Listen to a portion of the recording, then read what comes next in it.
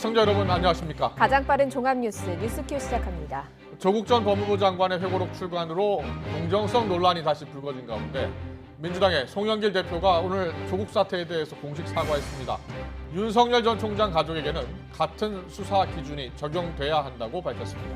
야권에선 묵묵히 대선 수업을 받아온 윤석열 전 검찰총장이 국민의힘 의원들과 잇따라 접촉하면서 본격적인 행보에 나섰습니다. 국회 취재기자 연결합니다. 이경국 기자. 네, 국회입니다. 네, 민주당 소식부터 알아보겠습니다. 송영길 대표가 조국 사태에 관련해서 사과했는데요. 취임 한 달 기자회견에서 밝힌 내용이죠? 네, 그렇습니다. 민주당 송영길 대표 오늘 오전 민심 경청 결과 보고회를 진행했습니다. 당대표 취임 한 달을 맞아서 그간 접해온 민심에 대한 당 입장을 밝히고 질의응답도 함께 진행했는데요. 이 자리에서 송 대표는 조국 사태에 대한 사과의 메시지를 밝혔습니다. 송 대표는 조국 전 장관의 재판 등 법률적 문제에 대해서는 결과를 지켜봐야 한다면서도 공정의 가치가 훼손됐다고 말했습니다. 이어 자신과 자녀 문제에 대해 원칙을 지켜왔는지도 우리가 통렬히 반성해야 한다고 강조했는데요. 직접 들어보도록 하겠습니다. 수많은 청년들에게 좌절과 실망을 주는 일이었습니다. 민주당은 국민과 청년들의 상처받은 마음을 헤아리지 못했던 점을 다시 한번 사과드립니다. 네, 다만 송 대표는 검찰이 윤석열 전 검찰총장 가족 비리도 엄중하게 다뤄야 한다는 뜻을 밝혔는데요. 이어서 들어보겠습니다. 조국 전 장관 가족에 대한 검찰 수사의 기준은 윤석열 전 검찰총장의 가족 비리와 검찰 가족의 비리에 대해서도 동일하게 적용되어야 할 것입니다. 최근 조국 전 법무부 장관의 회고록 출간으로 조국 사태를 둘러싼 공정성 논란이 재점화한 상황인데요. 4.7 재보선 참패 이후 민주당은 민심 수습에 주력해오던 중인 만큼 이 같은 상황을 매우 무겁게 인식한 것으로 풀이가 됩니다. 다만 친문 의원을 중심으로 이견이 있었던 데다가 열성 지지층의 거센 반발도 터져나오고 있어서 자칫 내홍으로 번질 가능성도 있습니다. 조국 전 장관은 오늘 SNS를 통해 송 대표의 말을 겸허히 받아들인다면서 자신을 밟고 전진하라, 또 개혁 작업에 매진해달라는 뜻을 밝혔습니다. 오늘 송 대표는 오거돈, 박원순 전 시장의 성비위 사건을 두고도 재차 사과했고요. LH 직원의 투기 문제에 대한 엄벌 조치도 함께 약속했습니다. 네, 이번엔 야권 상황 살펴보겠습니다. 유력 대권 주자인 윤석열 전 검찰총장, 눈에 띄는 행보가 크게 늘었다고요? 네, 그렇습니다. 윤석열 전 총장 지난 3월 퇴임한 이후에 잠행을 이어가면서 전문가들을 만나 물밑 대선 수업을 받아왔는데요. 최근에는 국민의힘 의원들과 잇따라 접촉하면서 보폭을 넓히는 모양새입니다. 가장 먼저 지난달 25일 초선인 윤희숙 의원을 만나 함께 정치를 하자고 제안하며 각종 현안을 논의했는데요. 윤 의원은 그간 문재인 정부 핵심 정책인 최저임금 인상, 주 52시간 근무제, 그리고 국민연금 문제 등을 적극적으로 비판해온 인물입니다. 이 경제정책 비판의 무게를 둠과 동시에 정책 역량을 적극적으로 보완하겠다는 윤 전 총장의 묘수인 것으로 풀이됩니다. 윤 전 총장은 이후 정진석, 권성동 의원을 만나 처가 의혹을 적극 해명하거나 국정 운영을 비판하기도 했고요. 유상범 의원과 통화하면서 신당 창당이나 제3지대 생각이 없다는 비교적 뚜렷한 입장도 밝힌 것으로 전해졌습니다.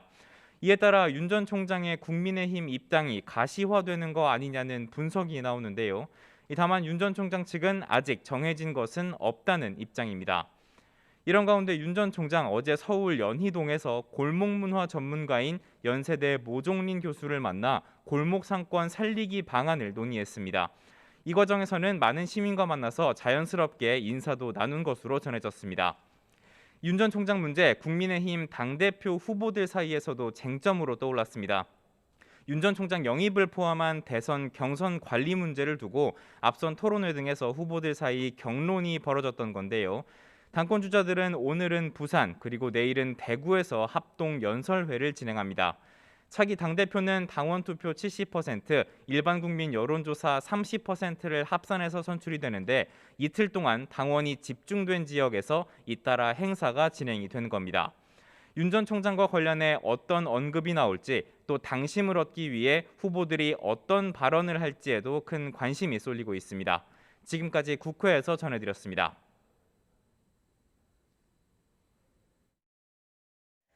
(4.7) 재보궐선거 이후 여야 할 것 없이 초선 의원들이 목소리를 내기 시작했습니다. 국민의힘에선 초선인 김웅 의원이 일찌감치 당권 도전을 선언하면서 신의 바람이 불었고요. 30대 영선 이준석 후보는 1위로 당대표 본경선에 오르면서 세대교체 돌풍을 일으키고 있습니다. 젊은 정치인들의 목소리가 커지면서 자연스럽게 대통령 출마 나이를 40세로 제한하고 있는 헌법을 손봐야 한다, 이런 주장도 나오고 있습니다. 대통령 출마 자격을 만 40세로 규정한 현행 헌법은 한마디로 장유유서 헌법입니다. 개정해야 합니다. 대통령이 되려면 40년 정도는 살아낸 어른이어라. 헌법의 성문으로 연령을 제한하고 있는 나라, 대한민국입니다. 젊음의 진출을 가로막는 정치 제도를 바꿉시다. 청년 정치인의 위상도 높아지면서 이처럼 우리나라 헌법 67조 4항에 있는 대통령 출마 자격을 40세 제한을 개정하자는 목소리가 당 중진 의원의 입에서도 나오기 시작했습니다. 헌법에 대통령 도전을 40세 연령을 제한해 놓는다든지 이런 것도 이제 다 시대의 낡은 거라고 봐야죠. 25세 국회의원 피선거권 제한, 40세 대통령 피선거권 제한도 폐지하겠습니다. 청년들이 정치의 꿈을 더 크게 꿀 수 있도록 하겠습니다. 국민들은 어떻게 생각할까요? 오늘 발표된 여론조사 결과를 보면 공감이 50.3%, 비공감이 44.8%로 두 의견이 팽팽하게 나타났습니다. 연령대별로도 응답 비율의 차이가 있었습니다. 눈에 띄는 건 20대와 30대, 그리고 50대입니다. 연령대가 낮은 20, 30대는 60%에 공감한다라고 하는 부분이 근접하면서 전체 평균과 비교했을 때 비교적 높은 비율을 보였고요. 그런데 50대를 보시면요, 비공감이 10명 중 6명 가까이가 차지하고 있습니다. 응답과 대비되는 모습을 보이고 있죠. 대통령의 나이 제한은 우리나라만 있는 걸까요? 그건 아닙니다. 주요 국가 중에 대통령제를 채택한 국가들을 대표적으로 살펴보면요. 미국은 피선거권이 35세 이상, 프랑스는 18세 이상으로 규정을 하고 있고요. 또 필리핀도 우리와 비슷하게 40세 이상으로 규정하고 있습니다. 우리나라에선 낯선 일이긴 하지만 해외에선 30대가 국가 정상에 오른 사례도 적지 않습니다. 2017년 프랑스에선 지금의 대통령인 마크롱 프랑스 대통령이 만 39세에 대통령으로 당선됐습니다.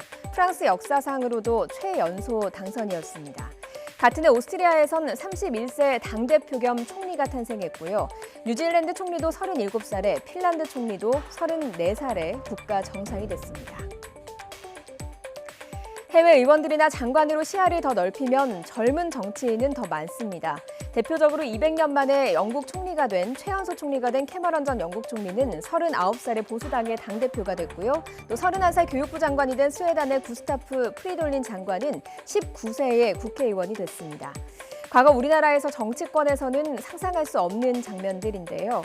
최근 정치권을 강타한 청년 정치의 새바람이 경고했던 여의도 기득권 정치의 벽을 허물고 지역과 이념을 뛰어넘는 새로운 정치의 역사를 써내려갈 수 있을지 주목되고 있습니다. 문재인 대통령이 오늘 4대 그룹 대표들을 청와대로 초청해서 오찬을 겸한 간담회를 했는데요. 44조 원대 대미 투자로 한미 정상회담 성과에 기여한 기업인들을 독려하고 또 격려하고 후속 조치와 함께 경제 현안을 논하는 자리였을 것으로 보이는데, 자, 청와대 박경미 대변인의 간담회 결과 브리핑 내용 직접 들어보시겠습니다. 문재인 대통령은 오늘 정오부터 1시간 30분 동안 청와대 상춘제에서 4대 그룹 대표를 초청, 오찬을 겸한 간담회를 가졌습니다. 기업 측에서 김기남 삼성전자 부회장, 정의선 현대자동차 회장, 최태원 SK 회장, 구광모 LG 회장이 참석했습니다. 오늘 오찬은 한미 정상회담 계기에 대규모 투자 계획을 발표하는 등 적극적인 역할을 한 기업인들에 대한 문재인 대통령의 진심 어린 감사를 전하기 위해 마련되었습니다. 문 대통령은 모두 발언에서 다음과 같이 말했습니다.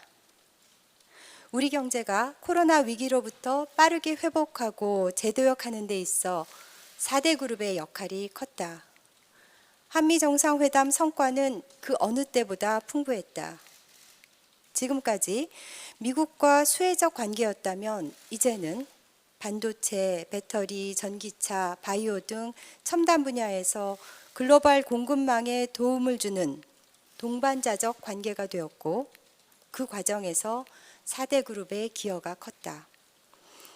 탄소 중립 목표 역시 4대 그룹과 함께 가야 하고 특히 RE100, ESG 경영에 앞장서 주어서 감사하다. 4명의 대표는 정부와 기업이 소통하는 격이 없는 자리를 마련해 주어서 감사하다는 인사를 했습니다.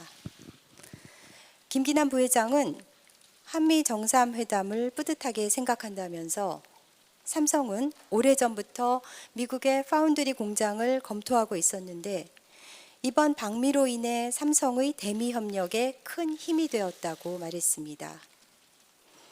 또한 미국에 공장을 지어 일자리를 외국에 빼앗기는 것 아니냐는 우려가 있지만 제2의 평택 공장 부지는 국내에서 찾기 때문에 일자리 창출을 할 수 있을 것이라고 말했습니다. 정의선 회장은 정부의 회복, 포용, 도약이라는 목표 달성에 함께 하겠다면서 탄소 중립은 후세에 대한 현 세대의 의무라고 생각한다고 말했습니다. 최태원 회장은 한미 정상회담의 결과는 역대 최고라고 생각한다면서 워싱턴에 남아서 현지의 반응을 더 들었는데 경제 활성화를 모색하는 미국 상황에 한국의 투자가 적절한 시기에 이루어져서 바이든 정부가 고마워한다는 말을 전했습니다. 구광모 회장은 LG 대표를 맡은 지 3년째 일본 수출 규제와 미중 무역 갈등 등 예측할 수 없는 위기가 다가왔는데 정부가 기업의 의견을 듣고 대처해 주어서 감사하다면서 이번 방미로 미국에서 더욱 안정적으로 사업할 수 있는 여건이 마련되었다고 말했습니다. 문 대통령은 반도체 등 신산업 분야의 인재 양성을 위해 정부가 노력하고 있지만 대학을 통해 인재를 길러내는 데는 시간이 소요되므로 빠르게 인력 양성을 하기 위해서는 기업이 주도하고 정부가 지원하는 방식이 바람직하다고 말했습니다. 또한 문 대통령은 대미 투자를 하게 되면 우리의 중소 중견 기업과 협력 업체가 동반 진출을 하거나 수출을 유도할 수 있기 때문에 국내의 일자리 창출에도 기여한다는 점을 강조했습니다. 또한 우리나라는 변화에 선제적으로 대응해 와서 시스템 반도체 투자를 늘리고 수소차와 전기차의 연구와 생산을 주도해 왔으며 배터리에도 적극적으로 투자해 왔다며 해운과 조선에 투자한 것도 이제 빛을 보고 있다고 평가했습니다. 아울러 기업의 앞서가는 결정이 없었다면 오늘이 없었다며 정부도 역할을 했지만 기업도 큰 역할을 했다고 기업의 노고를 치하했습니다. 한편 문 대통령은 이재용 사면과 관련한 건의를 경청한 후 고충을 이해한다고 답했습니다. 문 대통령은 대통령의 전용차도 수소차이고 청와대의 관용차도 수소차가 여러 대 있어 홍보대사 역할을 하고 있다고 말해 좌중에 웃음을 유발하기도 했으며 오찬 간담회는 내내 화기애애한 분위기에서 진행되었습니다.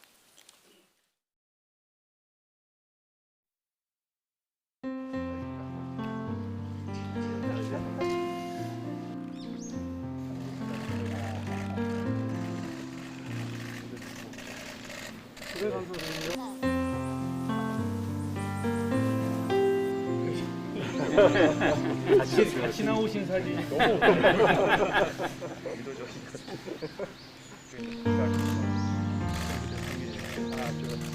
제일 하이라이트는 우리 공동 기자회견 때 트럼프 대통령이 바이든 대통령 직접 지목을 해서 한번 일어서서 소개를 받았던 그게 제일 하이라이트 같습니다.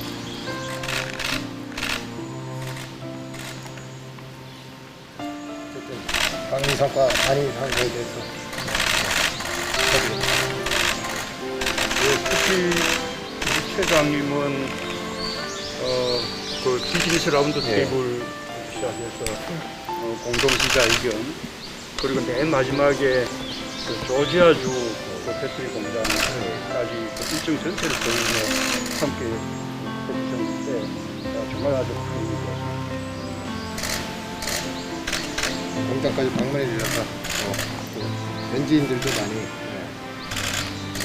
격려가 많이 됐다고 생각합니다.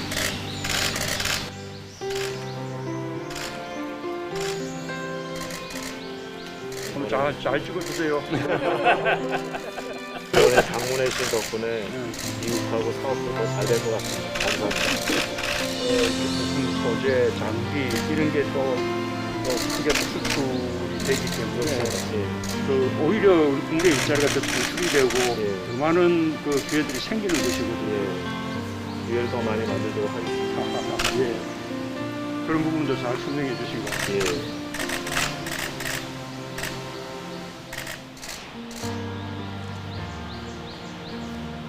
예. 예, 뭐 들어가도 되죠? 예, 들어가시죠.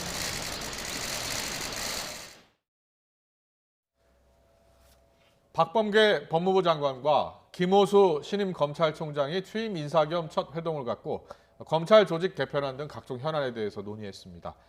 김호수 총장은 이 자리에서 조직 개편안에 대한 검찰 내부의 우려를 장관에게 전달했다고 밝혔습니다. 조만간 있을 고위 간부 인사에 대한 언급도 있었는데 두 사람은 내일 오후 2차 회동을 열고 논의를 이어가기로 했습니다. 취재기자 연결합니다. 한동호 기자.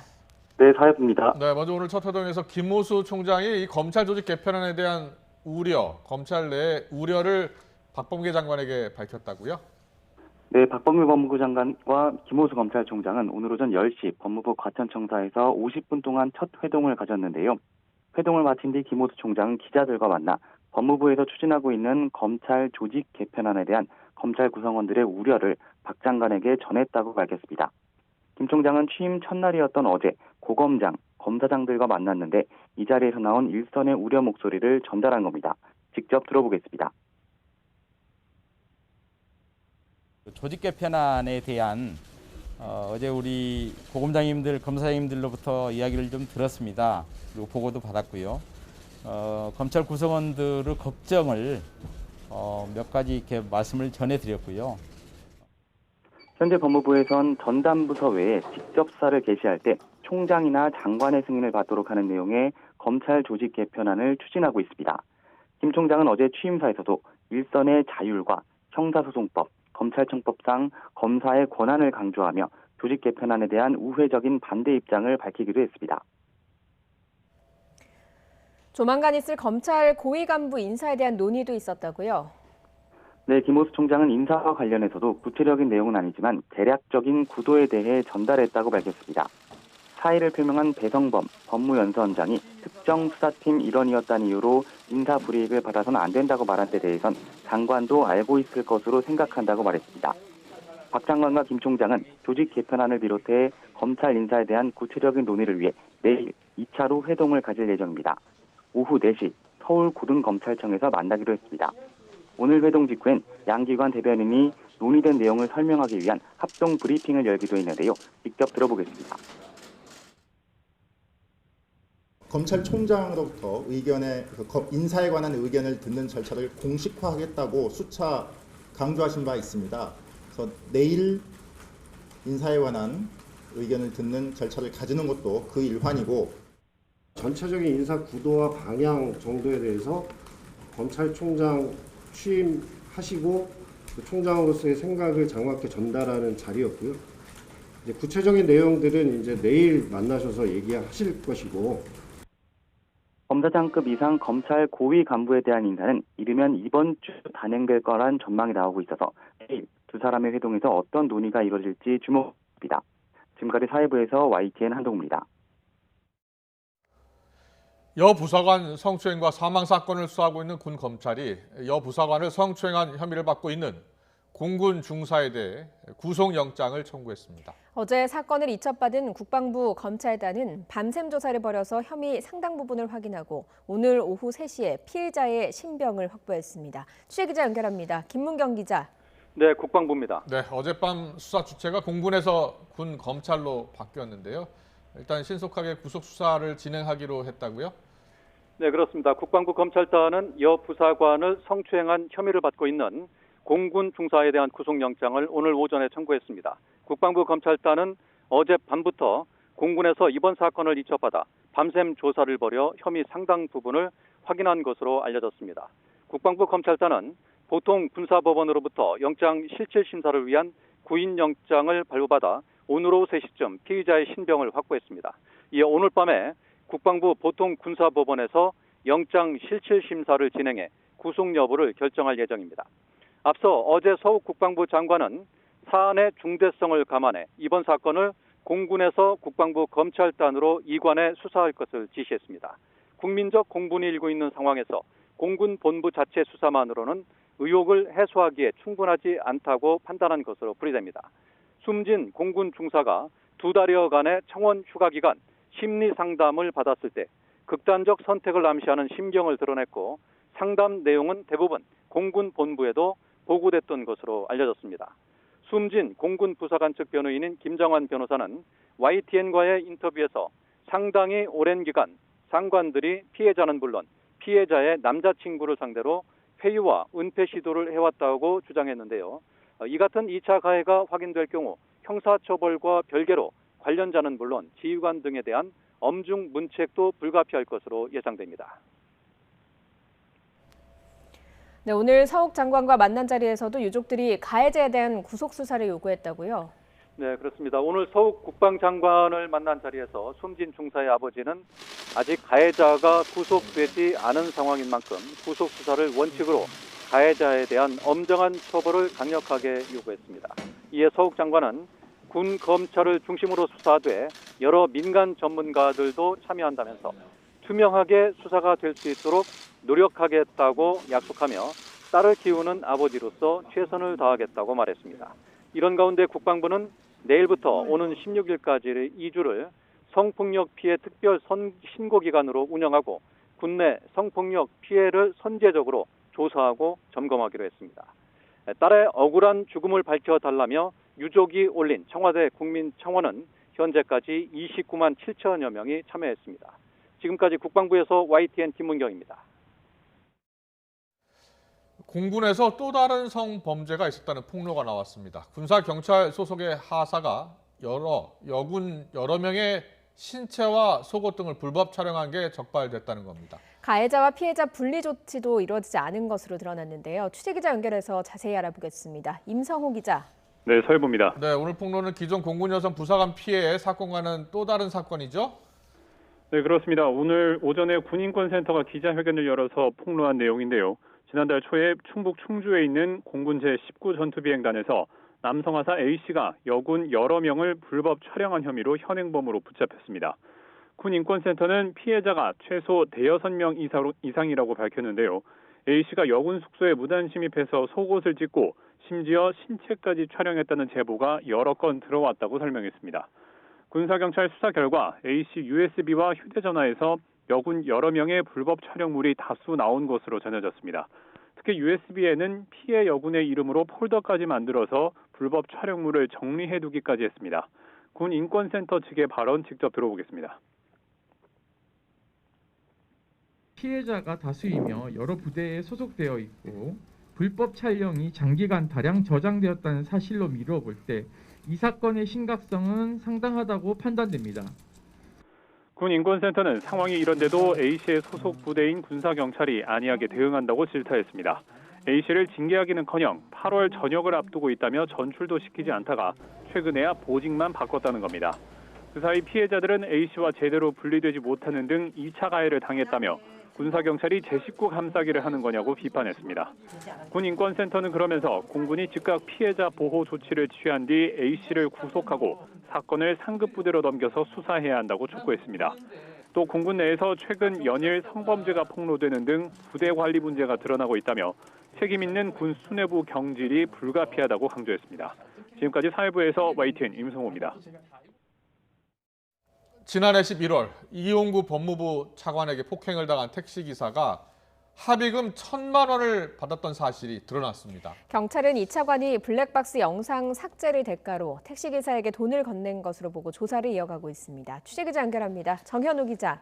네, 사회부입니다. 네, 이용구 차관이 택시기사에게 합의금을 전달한 정황, 뒤늦게 공개가 됐군요. 네, 그렇습니다. 지난해 11월 이용구 법무부 차관은 서울 서초구 집 앞에서 술에 취한 자신을 깨우는 택시기사를 때린 혐의를 받고 있습니다. 서울경찰청 청문수사합동진상조사단은 이 차관이 폭행 이틀 뒤 택시기사 집 주변에 찾아가 합의금 1,000만 원을 전달한 정황을 포착했습니다. 경찰은 이 차관이 합의금을 전달한 것엔 숨은 의도가 있는 것으로 판단하고 있습니다. 돈을 주고 폭행 장면이 담긴 택시 블랙박스를 삭제해달라며 증거인멸을 교사했다는 겁니다. 경찰은 이용구 차관에게 증거인멸 교사 혐의를 적용해 검찰에 송치할 수 있을지 법리를 검토하고 있습니다. 실제로 택시기사 A씨는 돈을 받고 영상을 삭제한 것으로 확인돼 증거인멸 혐의로 입건돼 있습니다. 이후 경찰 조사에서는 영상이 없다고 진술했었던 A씨는 나중에 블랙박스 업체를 찾아가 영상을 복원한 뒤 자신의 휴대전화로 영상을 재촬영한 사실이 드러나기도 했습니다. 지난해 11월 사건 당시 경찰은 반의사 불벌죄인 단순 폭행 혐의를 적용했고 택시기사가 처벌을 원치 않는다는 점을 들어 이 차관을 입건하지 않고 수사를 종결한 바 있습니다. 하지만 이 차관이 운전자를 때린 사실이 뒤늦게 알려진 뒤 특정범죄 가중처벌법상 운전자 폭행 혐의를 적용하지 않아 봐주기 수사를 한 것이 아니냐는 의혹이 불거졌습니다. 또 애초 경찰이 블랙박스가 없었다고 발표했던 것과 달리 피해자를 조사 담당하는 수사관이 블랙박스 영상을 확인하고도 보고를 안 한 사실이 드러나기도 했습니다. 당시 공수처장 후보로 거론되던 이 차관에 대한 수사에 외압이 있었다는 의혹과 관련해서 진상조사단은 담당 수사관 등 서초경찰서 관계자를 특수직무유기 혐의로 입건해 수사하면서 통화기록 등도 분석하고 있습니다. 경찰은 지난달 30일 이 차관을 불러 19시간 가까이 조사를 이어갔고 앞서 이 차관도 취임 약 6개월 만인 지난달 28일 법무와 검찰의 새 일꾼이 필요하다라며 사의를 밝힌 바가 있습니다. 지금까지 사회부에서 전해드렸습니다. 정부가 부동산 투기에 대한 중간 수사 결과를 발표했습니다. 석 달여 동안 646건을 수사했고 이 사건 가운데 20명을 구속하고 529명을 검찰에 송치했다고 밝혔습니다. 김부겸 국무총리는 여러 공직자들이 내부 정보를 활용해서 토지를 매입한 혐의를 확인했다면서 국민 앞에 사죄한다고 했습니다. 취재기자 연결합니다. 이재윤 기자. 네, 정치부입니다. 네, 지난 3월 LH 직원 등의 부동산 투기 의혹 이후 정부가 관련 의혹에 대한 철저 수사를 약속했습니다. 자, 오늘 그 중간 수사 결과를 발표했죠? 네, 김부겸 국무총리가 직접 지난 석 달간의 수사 추진 상황과 추진 결과를 발표했습니다. 앞서 정부는 지난 3월 경찰청에 1,560명 규모의 정부합동 특별수사본부를 설치하고 부동산 시장 불법 행위 전반을 대상으로 수사를 진행해왔습니다. 이와 별도로 검찰은 641명 규모의 전담 수사팀을 설치해 경찰 수사 협력과 함께 직접 수사에 착수했고요. 국세청은 부동산 탈세 특별조사단을, 금융위와 금감원은 부동산 투기를 위한 불법 대출 단속에 나섰습니다. 그 결과 정부합동 특별수사본부는 총 646건, 2,800여 명에 대한 수사를 진행해 20명을 구속하고 529명을 검찰에 송치했습니다. 검찰 별도 직접 수사에서는 기획부동산 등의 혐의로 14명이 구속됐고 검찰과 경찰이 몰수, 추진, 보전 조치한 부동산 투기 수익은 모두 908억 원입니다. 국세청은 지금까지 454명에 대해서 세무조사를 벌이고 있고 현재까지 세금 탈루 의혹이 밝혀진 94건, 534억 원을 추징할 예정입니다. 금융위와 금감원은 불법 대출이 의심되는 4개 금융회사에 대한 현장 점검을 실시해 현재까지 67명을 수사 의뢰했습니다. 네, 이들 부동산 탈법 행위자 가운데 실제 공직자들이 다수 포함돼 있었던 겁니까? 예, 그렇습니다. 김 총리는 전직 차관급 기관장과 기초자치단체장, 시군 의원, 실무 담당 직원까지 여러 공직자들이 내부 정보를 활용해 토지를 매입한 혐의를 확인했다고 밝혔습니다. 국무총리로서 이러한 공직자들의 불법 혐의에 대해 매우 부끄럽게 생각한다며 국민 앞에 머리 숙여 사죄드린다고 덧붙였습니다. 민간 부분의 경우 기획부동산 등이 청약통장 관련 불법 행위를 알선하거나 지역주택조합장이 불법적 투기를 공모한 사례가 적발됐습니다. 김 총리는 이번 사건을 공정과 정의의 가치를 바로 세우는 계기로 삼아 불법적 투기는 반드시 처벌하고 불법 투기 수익은 모두 몰수, 추징된다는 상식을 분명히 확립하겠다고 말했습니다. 또 오늘 발표한 건 중간 진행 상황이고 고위 공직자들에 대한 조사와 수사는 현재 진행형이라며 기한을 두지 않고 성역 없이 수사하고 조사하겠다고 약속했습니다. 특히 공직자들에게는 이번 사건을 반면 교사 삼아 국민 앞에 청렴하고 부끄럽지 않은 공복이 될 수 있도록 각별히 유념해달라고 당부했습니다. 지금까지 YTN 이재현입니다. 네, 정부의 부동산 투기 관련 조사와 수사 중간 결과, 수사 결과 발표 내용 좀 더 자세히 짚어보겠습니다. 김성훈 변호사 나와 있습니다. 어서 오십시오. 어서 오세요. 안녕하세요. 벌써 석 달이 됐네요. 네, 정부가 3기 신도시 투기 의혹 중간 수사 결과를 발표했는데 먼저 총평을 들어보죠. 어떻게 보셨습니까? 네, 하나는 중간 발표다. 네. 아직까지도 그렇게 뭐 대단한 결과가 나오진 못했다라고 보여지고요. 예. 또 일단 오늘 발표만으로는 조금 핵심이 뭔지 제대로 보여주지 못했다는 부분이 보여집니다. 예. 핵심은 이게 뭐 수십 명이든 수백 명이든 수천 명이든 그게 중요한 게 아닙니다. 개발에 관한 공적 정보들이 어떻게 취급되고 있고 그 개발에 대한 공적 정보가 어떻게 유출되고 있고 예. 그 유출된 것이 투기 세력과 어떻게 결합하고 그렇군요. 그것이 이제 소위 말해서 금융 세력과 어떻게 결합해서 예. 결과적으로 농지법이나 이런 법의 허점을 이용해서 만들어졌는지 예. 사실 이 본질을 밝히는 게 누가 인 것보다 더 중요하고요. 네네. 특히나 이런 정보의 사슬에 있어서 가장 상위에 있는 고위공직자라든지 국회의원들이 좀 수사 대상이 됐다라고는 얘기를 하는데 예. 어떤 경우에 어떻게 취득했는지에 대한 내용은 전혀 나와 있지가 않습니다. 네. 이런 부분들을 정밀하게 파악해가지고 어떻게 이거를 해결할 것인지를 좀 더 발표했으면 좋겠다. 그 부분에 아직 뭐 미완이라고 하더라도요. 예. 그런 부분이 좀 원했는데 그 부분에 있어서는 조금 아쉬운 부분이 있지 않나 이렇게 생각합니다. 예, 일단 뭐 차관급 인사도 포함이 된 것 같아요. 그런데 네. 전체적으로 보면 국회의원도 조사 중이라고 했고요. 고위 공직자들도 눈에 띄지 않거든요. 좀 더 그렇습니다. 수사가 필요한 겁니까? 네, 그렇습니다. 예. 뭐 지금 이제 3개월이라고 한다면은 저희가 항상 이 수사에 관해서 볼 때는 예. 제일 중요한 게 적시성입니다. 예. 수사를 빠르게 하고 증거를 빠르게 확보해야지만 수사를 시체적 진실을 그렇죠. 밝힐 수 예. 있는 거죠. 이렇게 대국민적인 공분이 살고요. 수사가 네. 진행됐다고 하는데 구체적으로 어떻게 얼마나 많은 증거들을 제대로 확보했는지 그리고 얼마나 강도 높은 수사가 이루어졌는지 그래서 도대체 국회의원은 누구이고 고위공직자는 누구이고 이들은 어떻게 정보를 취득해서 한 것인지에 예. 대해서 아직까지 공개적으로 밝혀진 내용은 전혀 없습니다. 그렇네요. 예. 3개월이나 지났는데요. 결국은 앞으로도 더 추가 수사를 하신다고 하는데 이 과정에서 시체적 진실을 밝힐 수 있는 자료들이 거의 다 사라질 수 있는 우려들이 있지 않을까 하는 우려가 듭니다. 예. 말씀하신 대로 뭐 고위공직자라든가 이런 것들은 제대로 오늘 발표되진 않았는데 이런 게 중간 수사 결과 발표기 때문에 그런 겁니까? 네, 일단은 그것도 보여지고요. 또 아무래도 이제 피의 사실 공표라든지 이런 여러 가지 그 피의자의 인권을 보호하기 위한 여러 가지 제도들 때문에 그런 것도 있을 것입니다. 다만 이제 구체적인 실명을 밝히지는 않더라도요. 네네. 국민들이 궁금한 거는 누가 잘못하고 몇 명이나 처벌하는지도 중요하지만은 도대체 공적 개발 정보라는 게 어떻게 취급이 되고 있고 어떻게 유출돼 가지고 이런 일들이 벌어질 수 있는지에 대한 그 어떻게 보면 근본적 원인에 대해서 분석하고 그래서 그 근본적 원인을 우리가 어떻게 해결하겠다라는 얘기가 적어도 3개월 후라면은 수사 발표뿐만 아니라 근본적으로 나왔어야 하지 않나라는 아쉬움이 듭니다. 일단 정부 발표 내용을 종합해 보면 3기 신도시 예정 지역을 포함해서 전수조사를 한 것 같습니다.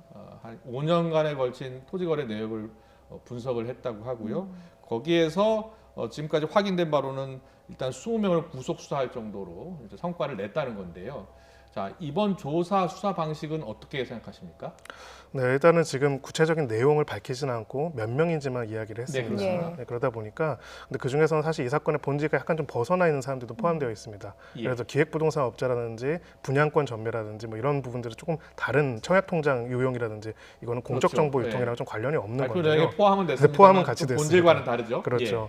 이 사건의 본질은 공적으로 취급되고 공적인 자금이 들어가는 개발 정보를 공직자들이 유출하고 유출하고 투기 세력과 결합해가지고 했다는 것입니다. 네. 그렇다면 핵심이 되는 부분들은 몇 명도 중요하지만요. 예. 공적 정보를 어떻게 유출했고 이것이 어떻게 보면 금융 쪽에 어떻게 연결이 돼가지고 투기 세력과 결합돼서 이루어졌는지에 대한 부분들을 밝혀야 하고요. 네. 적어도 이제 몇몇 케이스라도 구체적으로 어떤 사람들, 어떤 직위에 있는 사람들이 어떤 방식으로 이걸 취득해서 했다라는 것들을 국민들한테 밝히는 것이 이번 수사 중간 발표에 굉장히 중요한 의미가 있었던 것이라고 생각을 하는데 네. 결과적으로는 좀 양적인 부분으로 묻혀가지고 고위공직자라든지 업무 취급 공직자들이 어떤 방식으로 했는지에 대한 이야기에 대해서는 조금은 아쉽다. 이렇게 국민들이 보여집니다. 정말 궁금하고 네. 알고 싶은 내용은 빠져 있다는 말씀이시네요. 그렇습니다. 예. 사실은 몇 명이 구속되는지는 사실 전 전혀 중요하지 않다고 생각합니다. 우리가 보는 국회의원이나 공직자, 지자체장 같은 굉장히 중요한 역할을 하는 사람들이 구체적으로 자신들의 직위를 어떻게 이용하고 어떻게 공적 정보를 이용해서 투기를 했는지 이거는 제가 봤을 때는 꼭 국민들이 알 권리 차원에서도 확인을 해야 하거든요. 예. 그런 부분들에 대한 내용들, 그 사람들에 대한 강도 높은 수사, 그 사람들에 대한 구속 수사 그런 것들은 없기 때문에 최종 수사 아쉽습니다. 결과 발표 때 반드시 포함되어야 할 내용이네요. 그렇습니다. 예. 네. 그런 그 내부 비밀을 취득해서 이 비밀을 이용해서 투기를 했는지 이런 물적 증거라고 해야 될까요? 그런 것들은 지금쯤이면 좀 발표가 됐어야 된다라고 설명을 해주셨는데 네. 어떤 수사나 어떤 내용을 통해서 확인할 수 있는 겁니까? 혹은 뭐 차명 계좌라든가 이런 것들이 좀 밝혀져야 되는 겁니까? 네, 결국 금융과 정보 그리고 결국 금융과 사람, 돈의 흐름과 사람의 흐름을 같이 봐야 한다고 생각합니다. 예. 그렇기 때문에 더 어떻게 보면 빠른 증거 확보가 필요한 상황이고요.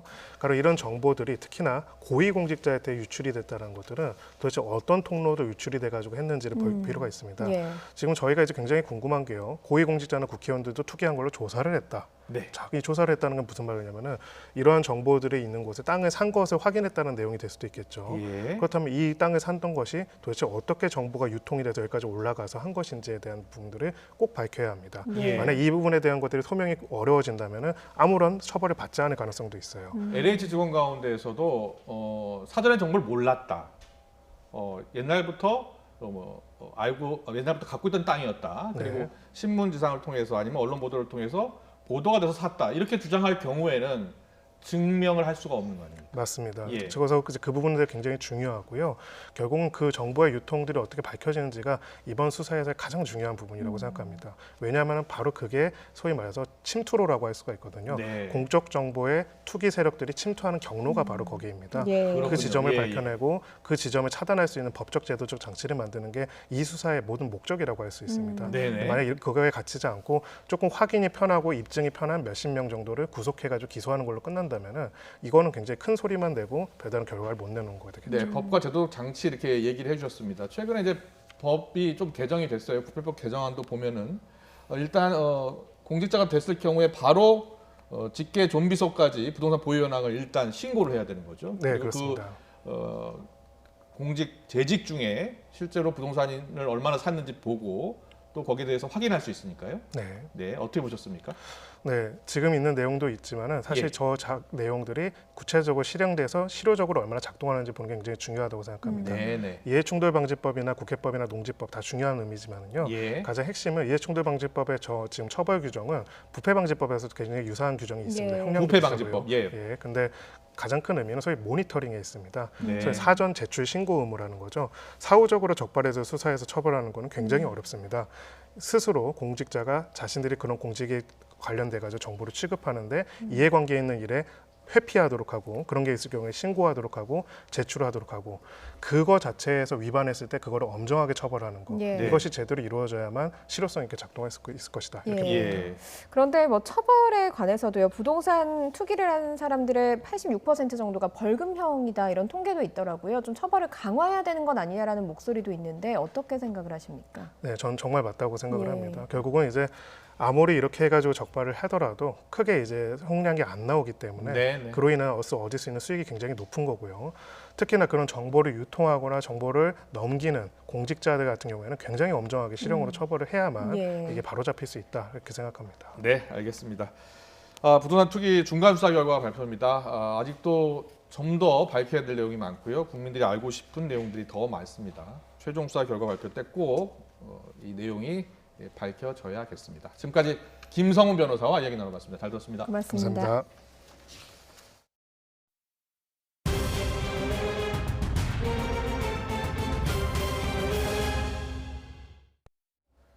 노래 연습장과 유흥시설에서 집단 감염이 계속 이어지면서 코로나19 확산세가 좀처럼 꺾이질 않고 있습니다. 서울시 노래연습장 관계자들의 진단 검사를 의무화했고 경찰과 합동 점검도 벌이고 있습니다.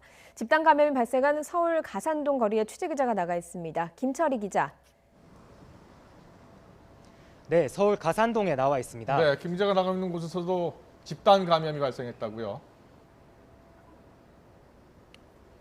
네, 그렇습니다. 제가 나와 있는 이곳은 보시는 것처럼 상가와 건물이 밀집해 있는데요. 제 바로 뒤쪽에 있는 노래연습장을 포함해 노래연습장 수십 곳이 모여 있습니다. 역학조사 결과 이곳에 모여 있는 노래연습장에서 집단 감염이 시작된 것으로 확인됐습니다.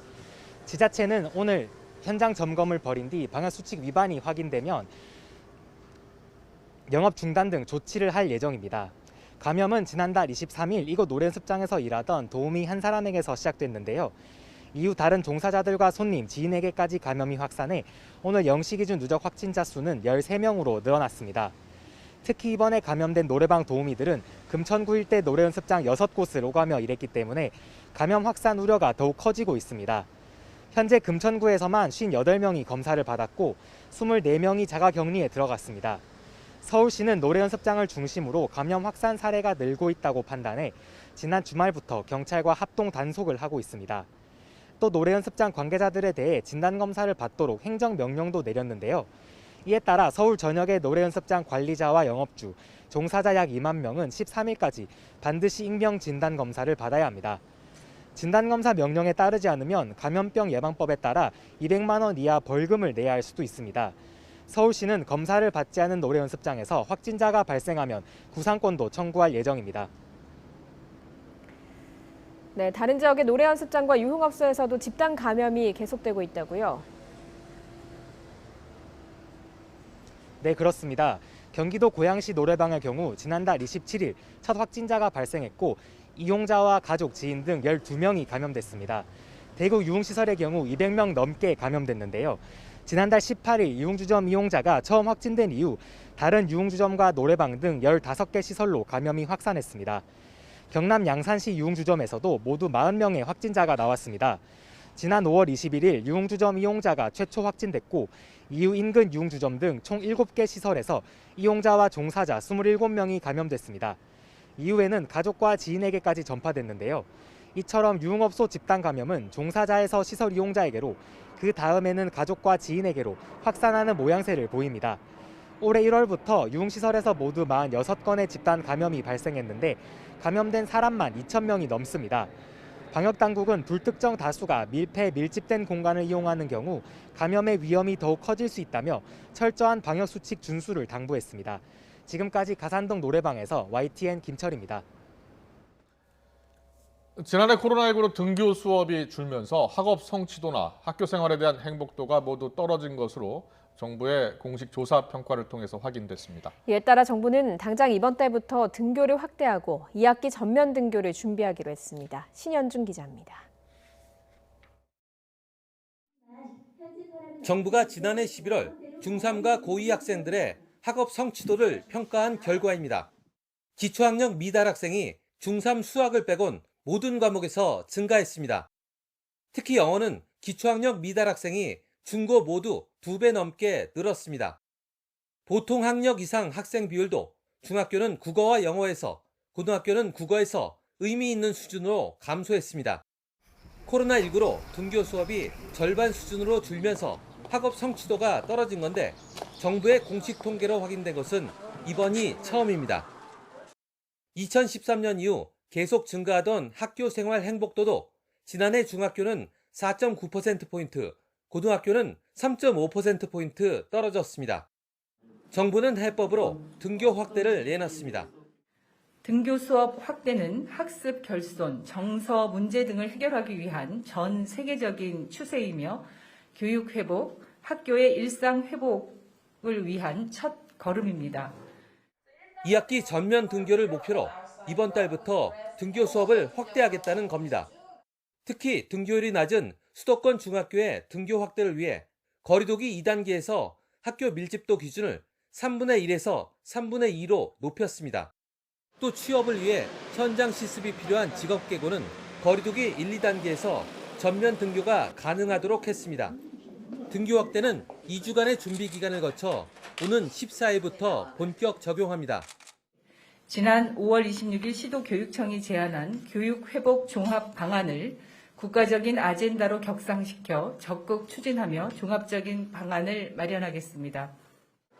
정부는 2학기 전체 학생 등교를 위한 단계별 이행안을 이달 중순 발표하고 코로나19가 학생들의 전생에 어떤 영향을 미치는지 중장기 조사도 진행할 계획입니다. YTN 신현주입니다. 민주당의 송영길 대표가 이른바 조국 사태를 비롯해서 박원순, 오거돈 전 시장의 성비 사건에 대해서 당 차원의 공식 사과 입장을 밝혔습니다. 조국 전 법무부 장관은 송 대표의 사과를 겸허하게 받아들인다고 했지만 열성 지지층이 격한 반응 쏟아내고 있어서 조국 사태를 둘러싼 당내 잡음은 당분간 계속될 것으로 보입니다. 그리고 최근 국민의힘 의원들과 접촉면을 넓히고 있죠. 윤석열 전 총장, 검찰총장은 제3지대가 아니고 국민의힘 입당으로 무게가 기운 것으로 전해지고 있습니다. 정치권 이슈 최창렬 용인대 교수와 짚어보겠습니다. 어서 오십시오. 네, 안녕하세요. 안녕하세요. 네. 오늘 송영길 대표 취임 한 달 기자회견을 했습니다. 여기서 민심 경청 결과 보고회라는 이름으로 했는데 조국 사태에 대해서 사과를 했습니다. 당 차원의 공식 사과인데요. 그 수위를 놓고는 여러 가지 의견이 엇갈리고 있는데 어떻게 보셨습니까? 사과의 첫 시작이 예. 이제부터 국민의 시간입니다라고 시작을 했어요. 예. 지금 조국의 시간이란 책이 지금 화제 아닙니까? 그렇습니다. 회고록의 제목이 조국의 어떤 시간이니까요. 의미에서 예. 그러니까 조국의 시간이란 말에 대비해서 국민의 시간이라고 얘기한 것 같은데 그랬군요. 예. 4월 7일 날 재보선거 참패하고 민주당 초선 의원들이 반성을 했었잖아요. 네네. 그런 여러 가지를 고려해서 얘기를 한 거라고 보는데 네네. 아까 말씀처럼 이따 말씀 나누겠습니다만 사과에 좀 약간 네. 있는 그대로 사과라기보다는 뭔가를 많이 고려한 듯한 그러한 뉘앙스도 깔려 있다는 걸 부인할 수 없을 것 같습니다. 네, 무엇을 고려했을까요? 그래서 아무래도 지금 조국의 시간이라는 책, 예. 그걸 가지고 민주당 내에서도 여러 얘기가 있잖아요. 여러 목소리가 나오고 있으니까요. 이거 사실 뭐 조국 전 장관에 대한 얘기는 항상 그래 왔었죠. 네, 그렇습니다. 친문 강성 의원들과 그렇지 않은 사람들과의 항상 의견이 충돌해 왔던 거니까 네. 아마 그런 걸 고려한 것 같아요. 여기 보면 그런 말이 있어요. 품맛이 하든 스펙 쌓게 해주는 것은 예. 법률에 저촉되지 않는다. 그럼에도 불구하고 좌조가 심해졌다 이런 얘기를 했는데 예. 그래서 사과를 하려면 굳이 이런 얘기할 필요 없을 것 같긴 한데 제 생각은 그렇습니다. 그 표현을 왜 넣었을까요? 글쎄 제가 말씀드린 그런 친문 강성 의원들이라든지 예. 지지자들 좀 의식하지 않았을까 네네. 라는 추정을 하는 거죠. 예. 알겠습니다. 조국 사태에 대한 당 차원의 사과가 필요한지를 두고서는 사실 민주당 내에서도 여러 의견이 나오고 있는데 조국 백서 제작에 참여했던 김용민 최고위원 자 오늘 이런 반응을 내놨습니다. 듣고 오겠습니다. 이미 조국 전 장관이 개인적인 부분에 대해서는 이미 충분히 사과를 했고 민주당이 이걸 나서서 사과할 부분은 아니다 생각합니다. 오히려 이 사건을 자꾸 그렇게 몰아갈 게 아니라 윤석열 검찰총장이었던 사람이 자신의 대권을 위해서 정치적인 야욕을 위해서 자기 상급자를 정치적 희생양으로 삼은 사건이다. 검찰권 남용의 대표적인 사건이다. 저는 오히려 그렇게 이 사건을 그렇게 바라보면서 그 부분을 끊임없이 지적해줘야 된다 이렇게 생각하고 있습니다. 이미 조국 전 장관이 사과를 했다. 당천에서 사과할 필요가 없다는 내용입니다. 어제도 김남국 의원도 같은 주장을 폈거든요. 어떻게 생각하세요? 조국 전 장관은 문재인 정부의 법무장관이었잖아요. 예. 조국 사태가 벌어지고 난 다음에 민주당의 많은 의원들이 아주 두둔하고 옹호하고 그러지 않았었나요? 네. 전 민주당이 사과하는 게 맞다고 생각해요. 그리고 지금 김영민 의원의 이러한 발언은 너무 무책임하게 전 보입니다. 기본적으로. 예. 지금 재보궐선거의 참패의 원인을 조국 전 장관이다라고 민주당에서 지적을 하고 있는 상황인데 네. 지금 이런 책도 나오고 또 그 이슈가 좀 소환되고 있고 이런 상황이라면 민주당과 전혀 무관하다라는 그런 그렇게 볼 수 없는 거 아닙니까? 예. 지금 이 얘기는 민주당과 관련도 없는데 현재 민주당적도 가지고 있지 않고 굳이 왜 민주당이 사과하냐 이런 얘기거든요. 근데 그렇게 평면적인 논리로만 볼 수가 없는 거라고 저는 생각하기 때문에 예. 굳이 이렇게 발언해가지고 조국 전 장관을 옹호한다고 생각하는 것 같은데 저는 이건 일반 민심과는 좀 동떨어진 얘기 같아요. 송영길 대표 입장에서는 이 조국 사태 관련해서 어떻게든 마무리를 짓고 네, 사과를 했던 거 아닙니까? 예, 예. 그리고 이번 경선 치르고 내년 대선까지 보는 거 아니겠습니까? 네. 그런데 당내에서 이렇게 계속 반대 의견이 나오면 상당히 부담이 되겠어요. 조국 이슈가 다시 소환되는 거는 민주당으로서는 어쨌든 부담이에요. 제가 몇 번 이 자리에서도 말씀드렸습니다만 4.7 재보궐선거의 그 참패, 네. 민주당의 참패에 상당 부분 책임이 있다는 건 민주당도 인정하는 거 아닙니까? 예. 물론 거기에 대해서 반론도 있겠습니다만 네네.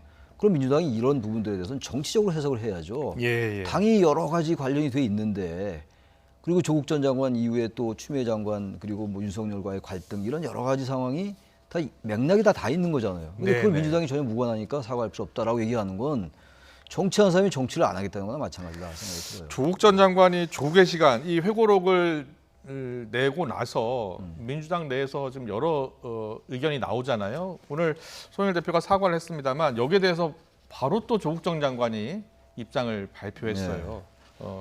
페이스북에 글을 올렸는데 이것은 나의 주장이 아니라 기록으로 남기고 싶었고 그리고 자기 방어다, 나의 방어다 이렇게 주장을 했거든요. 자, 조국 전 장관의 주장에 대해서는 어떻게 보세요? 뭐 일리가 있다고 봐요. 네. 반론일 수 있어요. 예. 저번에는 이제 뭐 기소당하고 재판에 회부된 사람들 입장은 다 억울한 거 아니겠어요? 예. 관점의 차이고 입장의 차이이기 때문에 네네. 단 그러나 이걸 기록으로 남기고 싶었다. 기록으로 남길 권리가 있죠. 예. 그러나 중요한 거는 조국 전 장관이 그동안 재판에 임했던 과정이라든지 검찰 수사에 임했던 과정이 증언 거부하고 진술 같은 걸 안 했잖아요. 네. 그럼 법률에 이제 주어진 자기의 권리예요. 우리 국민들의 권리긴 합니다만. 네. 그런데 그거를 법률적으로 얘기하지 않고 법정이나 검찰의 수사에서는 얘기하지 않고 책으로 남기는 건 저는 상당히 정치적인 의도가 깔려 있는 게 아닌가라는 전 개인적인 생각입니다. 예. 근데 그거를 단순하게 기록으로 남기고 싶었다. 기록으로 남기고 싶었으면은 여기 나오는 말들이 굉장히 책이 양이 많잖아요. 예. 그 내용들을 보면은 상당히 정치적인 그러한 어떤 레토릭이랄까 이런 게 굉장히 많거든요. 조국 전 장관은 나를 밟고 전진해 나갔으면 좋겠다 이런 기대를 내비쳤는데요. 그런 이게 무슨 뜻일까요? 나를 밟고 전진하라는 건 대개 이제 우리나라 대통령제에서 임기 네. 말에 대통령의 지지율이 떨어지고 정권을 재창출해야 되겠고 할 때 항상 대통령은 탈당하고 나를 밟고 넘어가라 뭐 이런 식의 이제 우리 한국의 정치 프레임이 있었죠. 그것과 관련된 건 아니겠습니다만 나를 밟고 넘어가라라는 거는 지지층 결집이라든지 갈등의 증폭을 통해서 더 강한 지지층 유발을 하는 것 이렇게 해석될 여지가 있는 거죠. 네, 그래서 어떻게 보면 선동적인 그런 측면도 좀 있어 보이기도 합니다. 계속해서 윤석열 전 총장 이야기 해볼게요. 최근에 국민의힘 의원들을 많이 만나고 있나 봐요. 그래서 이제 제3지대 창당 쪽은 이제 물 건너갔고 국민의힘으로 바로 들어가서 경선에 참여하는 그런 방안을 본인이 깊게 생각하고 있는 것 아니냐 이런 주장이 나옵니다. 저도 그렇게 생각합니다. 왜 그 말씀을 드리냐면 제가 얼마 전까지만 해도 아마 국민의힘 입당이 이렇게 쉽게 이루어지지 않을 것이다 라고 말씀 많이 드렸는데 생각이 바뀐 이유가 있어요. 어떤 이유 때문에? 그동안 국민의힘이 보여줬던 여러 가지 행태는 좀 수구적이었어요. 과거 지향적이었고 그리고 윤석열 전 총장이 입당을 하더라도 많이 한다면 우리 윤석열 전 총장에게 있었던 지지가 떨어질 수밖에 없는 거죠. 그러한 정당이 입당한다는 게.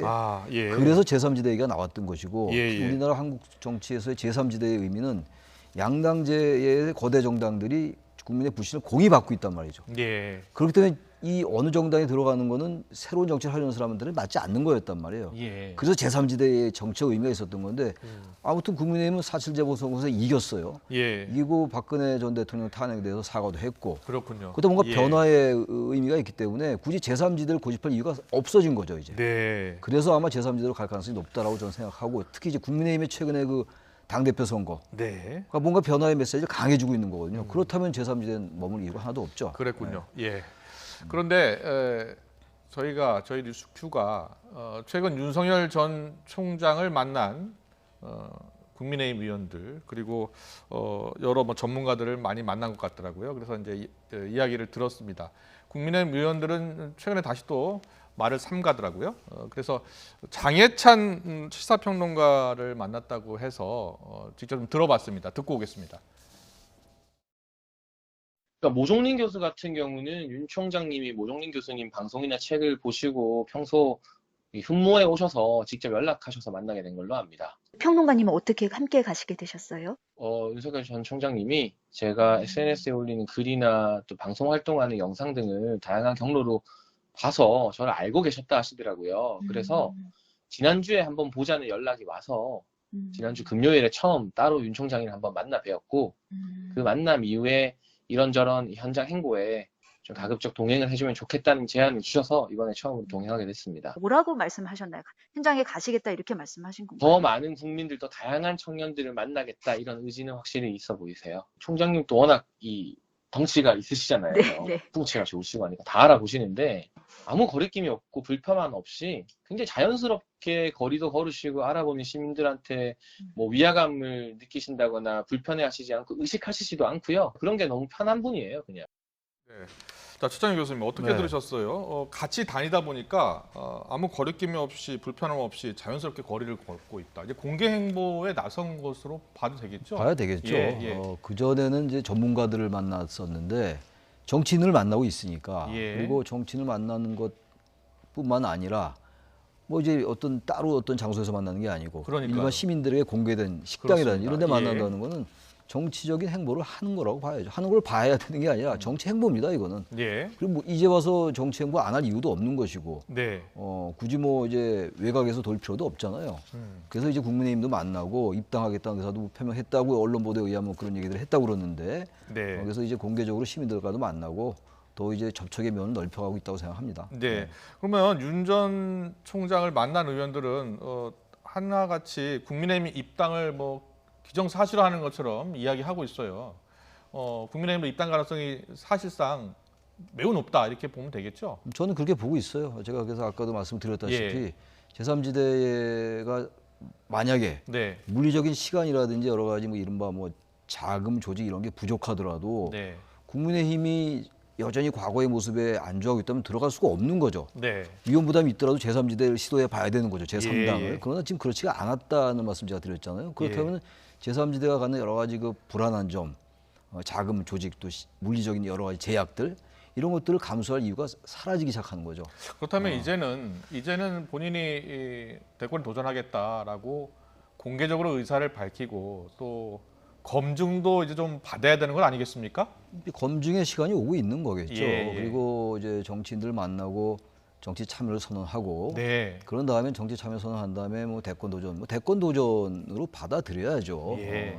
새삼스럽게 거기에 대해서 말을 돌릴 필요는 없는 거고. 예. 그렇다면 검증은 이미 진행되고 있다고 저는 생각해요. 이미 진행 중이라고. 지금 민주당에서 송영길 대표가 그런 얘기했잖아요. 뭐 파일을 뭐 차곡차곡 쌓아놓는다 뭐 이런 얘기했잖아요. 예. 그런 말은 참 굳이 하지 않았어야 될 말이라고 생각하는데 듣기 대단히 부자연스러운 말이긴 합니다만 아무튼 뭐 그런 여러 가지 자료를 쌓고 있다고 그러니까. 그리고 윤석열 검찰총장이 검찰총장 하면서 정권과 상당히 불편한 관계였고 대립각을 세워왔기 때문에 이미 검증은 많이 진행돼 왔던 거였고 인사청문회 했고 국정감사 했잖아요, 작년에. 그게 검증 과정들이죠. 뭐 새로운 여러 가지 뭐 가족관계 이런 것들이 있을 겁니다만 많이 의혹이 이미 드러나 있는 것이고 다 알려져 있는 것들이기 때문에 모르죠 뭐 어떤 또 검증 과정이 있는지. 어쨌든 간에 정치 참여 선언하면 이제 공식적으로 정치 행보하고 당에도 만약 입당한다면 이제 그 당내 여러 후보들과도 경쟁해야 되는 것이고 이제 본격적으로 대선 국면에 들어가는 거죠. 알겠습니다. 그런데요, 윤 전 총장에 대해서 별의 순간 이야기를 한 김종인 전 비대위원장 있잖아요. 김종인 전 비대위원장에게 윤석열 전 총장이 국민의힘에 입당할 것 같다. 여기에 대해서 어떻게 생각하느냐고 했더니 논평을 하지 않았어요.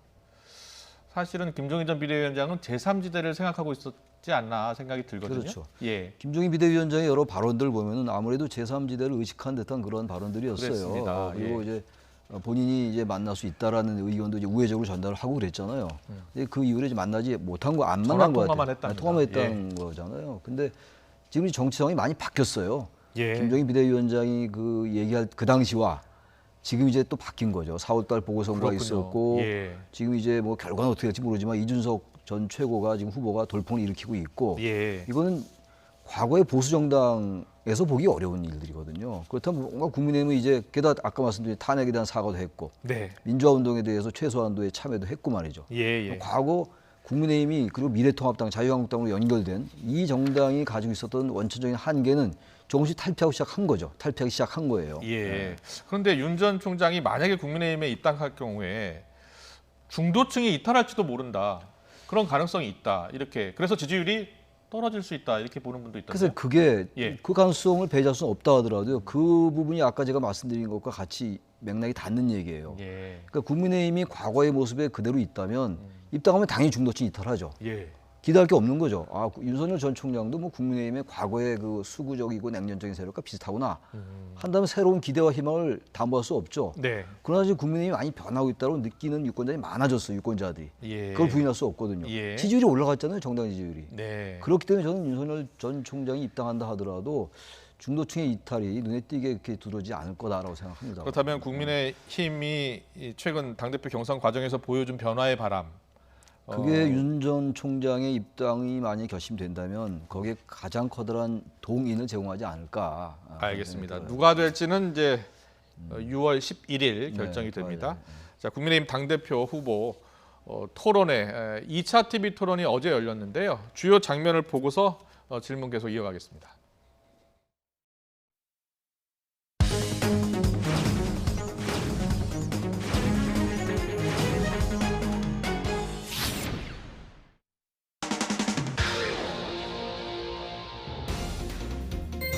홍준표 전 대표의 복당을 즉각 허용하겠다. 이명박 박근혜 전 대통령 사면을 요청할 것이다. 다시 한번 탄핵 사태에 대해서 대국민 사과를 하겠다. 문재인 대통령도 국정농단에 대해서 대국민께 사과를 해야 된다. 그런 입장입니다. 김종인 전 비대위원장을 다시 모셔오겠다. 도움은 받되 지금 당장 모셔온다 안 온다를 의견 내는 것은 적절하지 않다. 윤석열 전 총장과 어떻게든 연락을 하고 있다.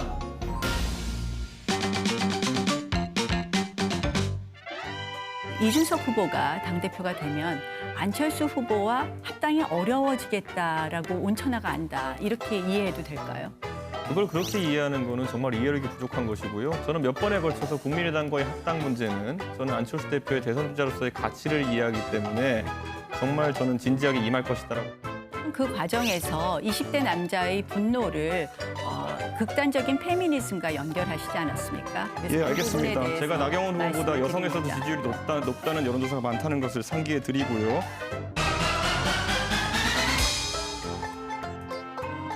4월 7일은 권력형 성추행 보궐선거다. 그 비용 824억은 민주당과 문재인 대통령이 책임져야 됩니다. 이것을 소리 높여서 네. 자, 어제 2차 TV 토론이 열렸는데 OX 퀴즈가 상당히 흥미롭더라고요. 어떻게 보셨어요? 여러 가지 좀 예민한 예. 부분들이니까 OX를 했겠죠. 예. 생각을 정확하게 이제 뭐 단도직입적으로 알 수 있는 것들이니까 OX를 홍준표 한다는 의원 복당은 모두 다 오네요. 모두 다. 근데 홍준표 예. 전 의원을 복당 안 시킬 수가 없을 거예요. 예. 정치에서 어떻게 현재 어쨌든 간에 중요한 하나의 플레이어잖아요. 네. 그렇다면 복당을 안 시킨다는 것 자체가 부자연스럽죠. 예. 그래서 오를 다 한 것 같고. 그리고요. 제가 제일 이렇게 좀 주목해서 본 게 이명박 박근혜 대통령 전 예. 대통령 사면을 요구할 것이냐. 여기 이준석 후보하고 나경원 후보가 X였죠. X를 했어요. 그렇습니다. 이준석 후보 같은 경우는 좀 그럴 수 있겠다고 생각했는데 나경원 후보가 X란 건 좀 뜻밖이다라는 생각이 좀 듭니다. 개인적으로. 아, 네. 왜요? 왜요? 글쎄 나경원 후보는 좀 글쎄 일반적으로 보수층에서 좀 강성 보수라고 많이 알려져 있잖아요. 예. 본인이 꼭 그렇게 인정할지 안 할지 모르겠습니다만. 네네. 이준석 후보는 그동안 뭐 중도 뭐 개혁적인 목소리를 많이 냈기 때문에 예. 그렇게 낯서지가 않은데 예. 나경원 후보의 평소 이미지와는 그렇다고 뭐 제가 나경원 후보의 이미지 꼭 나쁘게 부정적이게 하는 건 절대로 아닌데 네네. 그것과 좀 안 맞는 것 같아서 약간 좀 놀랐다라는 말씀 드리는 거죠. 알겠습니다. 그런데 과연 누가 당대표가 될 것이냐. 뭐 여러 분석도 있고 전망도 있는데요. 김종인 전 위원장인 한 언론 인터뷰에서 이준석 후보가 될 수 있다. 당선 가능성이 있다. 이렇게 얘기를 했더니 이준석 후보가 어떻게 얘기했는지 듣고 오겠습니다. 지지 선언이라도 해주셨으면 참 감사할 텐데 예. 그 가능성을 분석해 주신 거 있기 때문에 네. 개인적으로는 뭐 감사한 부분이 있고요. 김무성 대표도 그렇고 뭐 여러 중진 의원들 같은 경우에는 워낙 제가 최근에 이제 돌풍이라는 이야기를 들으면서 좀 달려나가는 모습이다 보니까 저에게 꾸준히 연락 주시고 하시면서 너무 들뜨지 말고 예. 네, 항상 또 진중하고 또 겸손한 자세로 임해라 이런 말씀 많이 주셔가지고 예. 정말 감사하게 또 참고하고 있습니다. 자, 김종인 전 위원장이 꾸준히 연락을 한답니다. 네. 꾸준히 연락을 하고 너무 들뜨지 말고 진중하고 겸손해라. 이런 충고도 아끼지 않나 봐요. 자, 그렇다면 김종인 전 비대위원장이 혹시 당대표가 이준석 후보가 된다면 국민의힘에 합류할 가능성이 있을까요? 다시? 뭐 배제할 수 없을 것 같아요. 김종인 비대위원장이 전 비대위원장이 합류 안 할 이유도 없죠. 국민의힘에서 4.7 재보궐선거 어쨌든 승리를 이끌고 나왔잖아요. 예. 그리고 지금은 민주당보다는 민주당의 과거도 있었습니다만 지난번 인터뷰 보니까 국민의힘에 다시 돌아갈 생각은 없다라고 이야기했는데 정치라는 게 뭐 말 상황에 따라서 그렇습니까? 바뀔 수 있는 거예요. 말 바꾸기를 많이 하면 안 되지만 예. 우리나라 한국 정치라는 게 워낙 역동적이잖아요. 이준석 후보가 이렇게 돌풍이 일으킬지 누가 알았습니까? 그래서 만약에 이 상황이 이제 국민의힘에 유리하게 조정된다면 들어갈 가능성이 충분히 있다고 봐요. 알겠습니다. 들어갈지 안 들어갈지 또 나중에 지켜보겠습니다. 최창렬 영인대 교수와 정치권 이슈 자세히 짚어봤습니다. 잘 들었습니다. 네, 고맙습니다.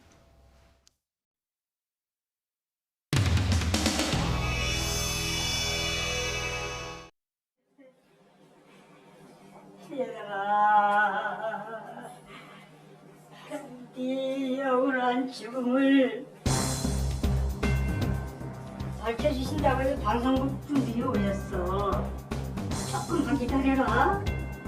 아버지 약속했지? 수련 아버지 너 형이 찾아주고 억울한 거 찾아줄 때까지 시험 안 깔 거야. 아버지가 일병이 다 찾아주고 너 좋은 데로 보낼게. 아버지가 깨끗하게 시험 밀고 올게. 조금만 기다려라. 아이고 불쌍해서 어떡해. 우리 부터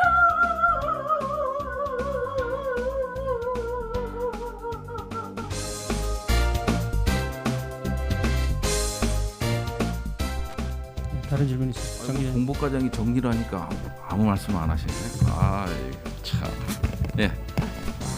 그 공군 부대 성추행 관련해서 그 예. 가해 부사관한테 뭐 징계 조치가 있었는지 여부랑요. 무관용 원칙에는 변함이 없습니다. 그리고 피해자 보호에 대해 있어서 변함이 없고요. 그거와 관련된 것들은 이제 정확하게 확인을 해서 말씀드려야 되기 때문에.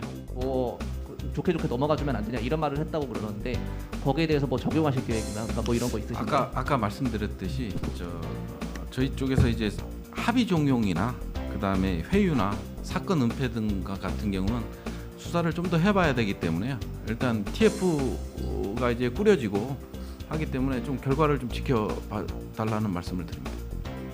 같은 답변밖에 할 수 없거든요. 지금 TF에서 이제 꾸려졌고 조금만 지켜봐 주시면 설명할 수 있도록. 한마디만 그냥 드릴게요. 군 당국에서 이런 일이 터지면은 저희가 잘 수사하고 있다 이런 식으로 구속영장을 신청했다 청구했다 이렇게 문자표를 하세요. 근데 그러고 나서 군사법원에서 어떻게 형이 선고되냐 보면은 소방망이 처벌이에요. 막말로. 그러니까 좀 지켜봐 주시고요. 그러니까 아직 결과가 나오질 않았기 때문에 좀 지켜봐 달라는 말씀을 드립니다.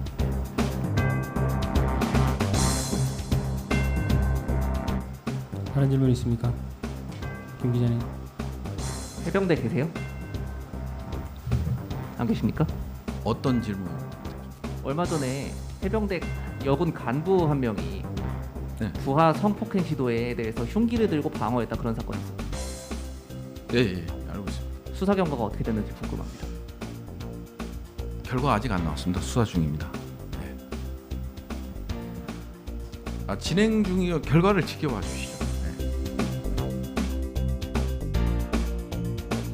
결과를 지켜봤는데 맨날 이상하게 나오니까 그러죠 결과가. 그러니까 결과를 일단 지켜보고 말씀해 주시죠. 그 다음에 국방부에 좀 여쭤볼게요.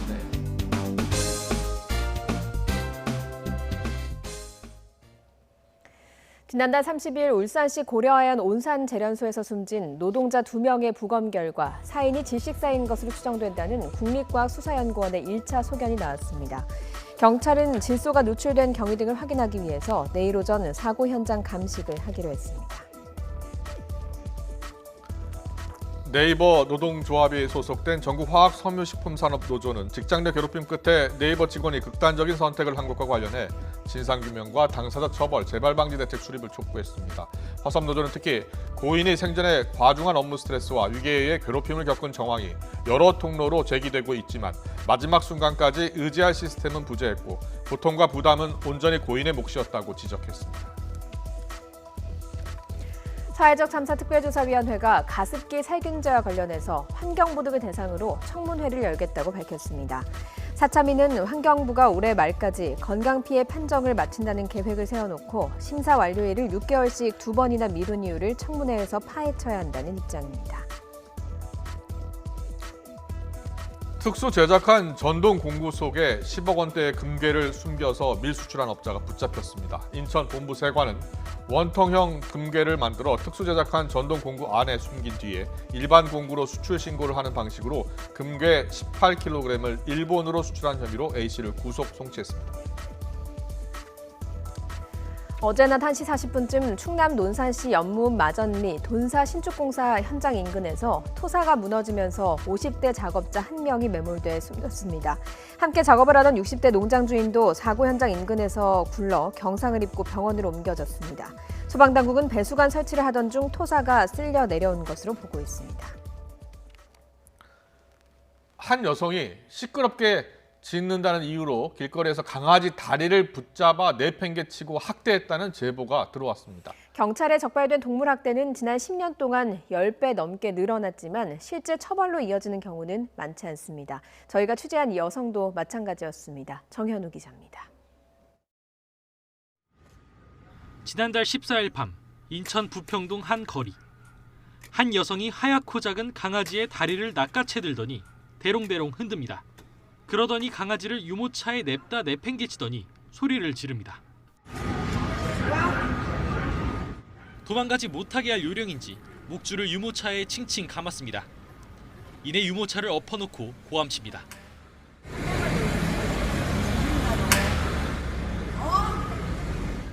이 여성은 술집에서 나와 강아지를 때리기 시작한 것으로 전해졌습니다.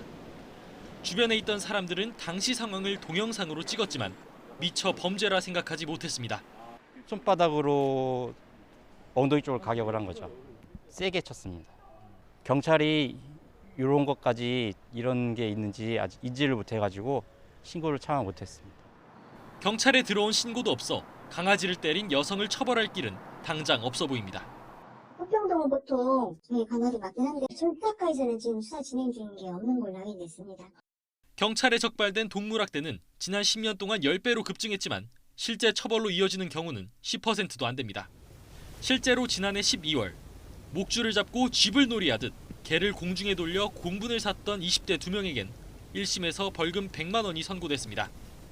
동물보호 단체들은 법원 판결과 양형이 동물권 인식 수준을 따라가지 못한다고 비판합니다. 보여져 있는 동물보호법에 기반으로 해서 판결을 내리고 그리고 그래서 아까 말씀드린 그런 사각지대에 놓인 학대 행위가 있음에도 불구하고 제대로 처벌을 이제 받지 않는 그리고 빠져나가게 되는 그런 상황들이 벌어지고 있는 거거든요. 전문가들은 또 일선 재판부가 과거 판례를 참고해 동물학대 관련 판결을 이어가고 있다고 지적합니다. 법원이 동물권에 대해 전반적인 논의를 다시 시작해 진취적인 판결을 내릴 필요가 있다는 겁니다. 반려동물들의 학대를 하는 것은 결국 사람에 대한 학대와 동등한 정도의 학대라고 보시는 시각이 있는 거잖아요. 반려동물 인구는 1,500만 명을 넘어섰지만 인식 개선보단 동물학대만 늘고 있습니다. YTN 정현우입니다.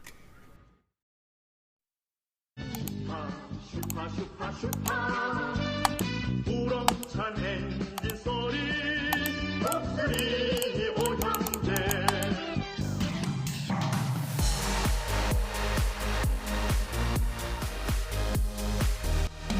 저희 팀 사람들도 저희랑 연배가 비슷하신 분들은 다 같이 예약을 했습니다. 연산백지는 한 번만 맞으면은 끝나니까 일단은 거기에 오는 편의성 측면도 있고요. 직장이나 이런 데에서도 이제 출장이나 이동이 아무래도 좀 자유로워진다는 거 큰 이유인 것 같고요.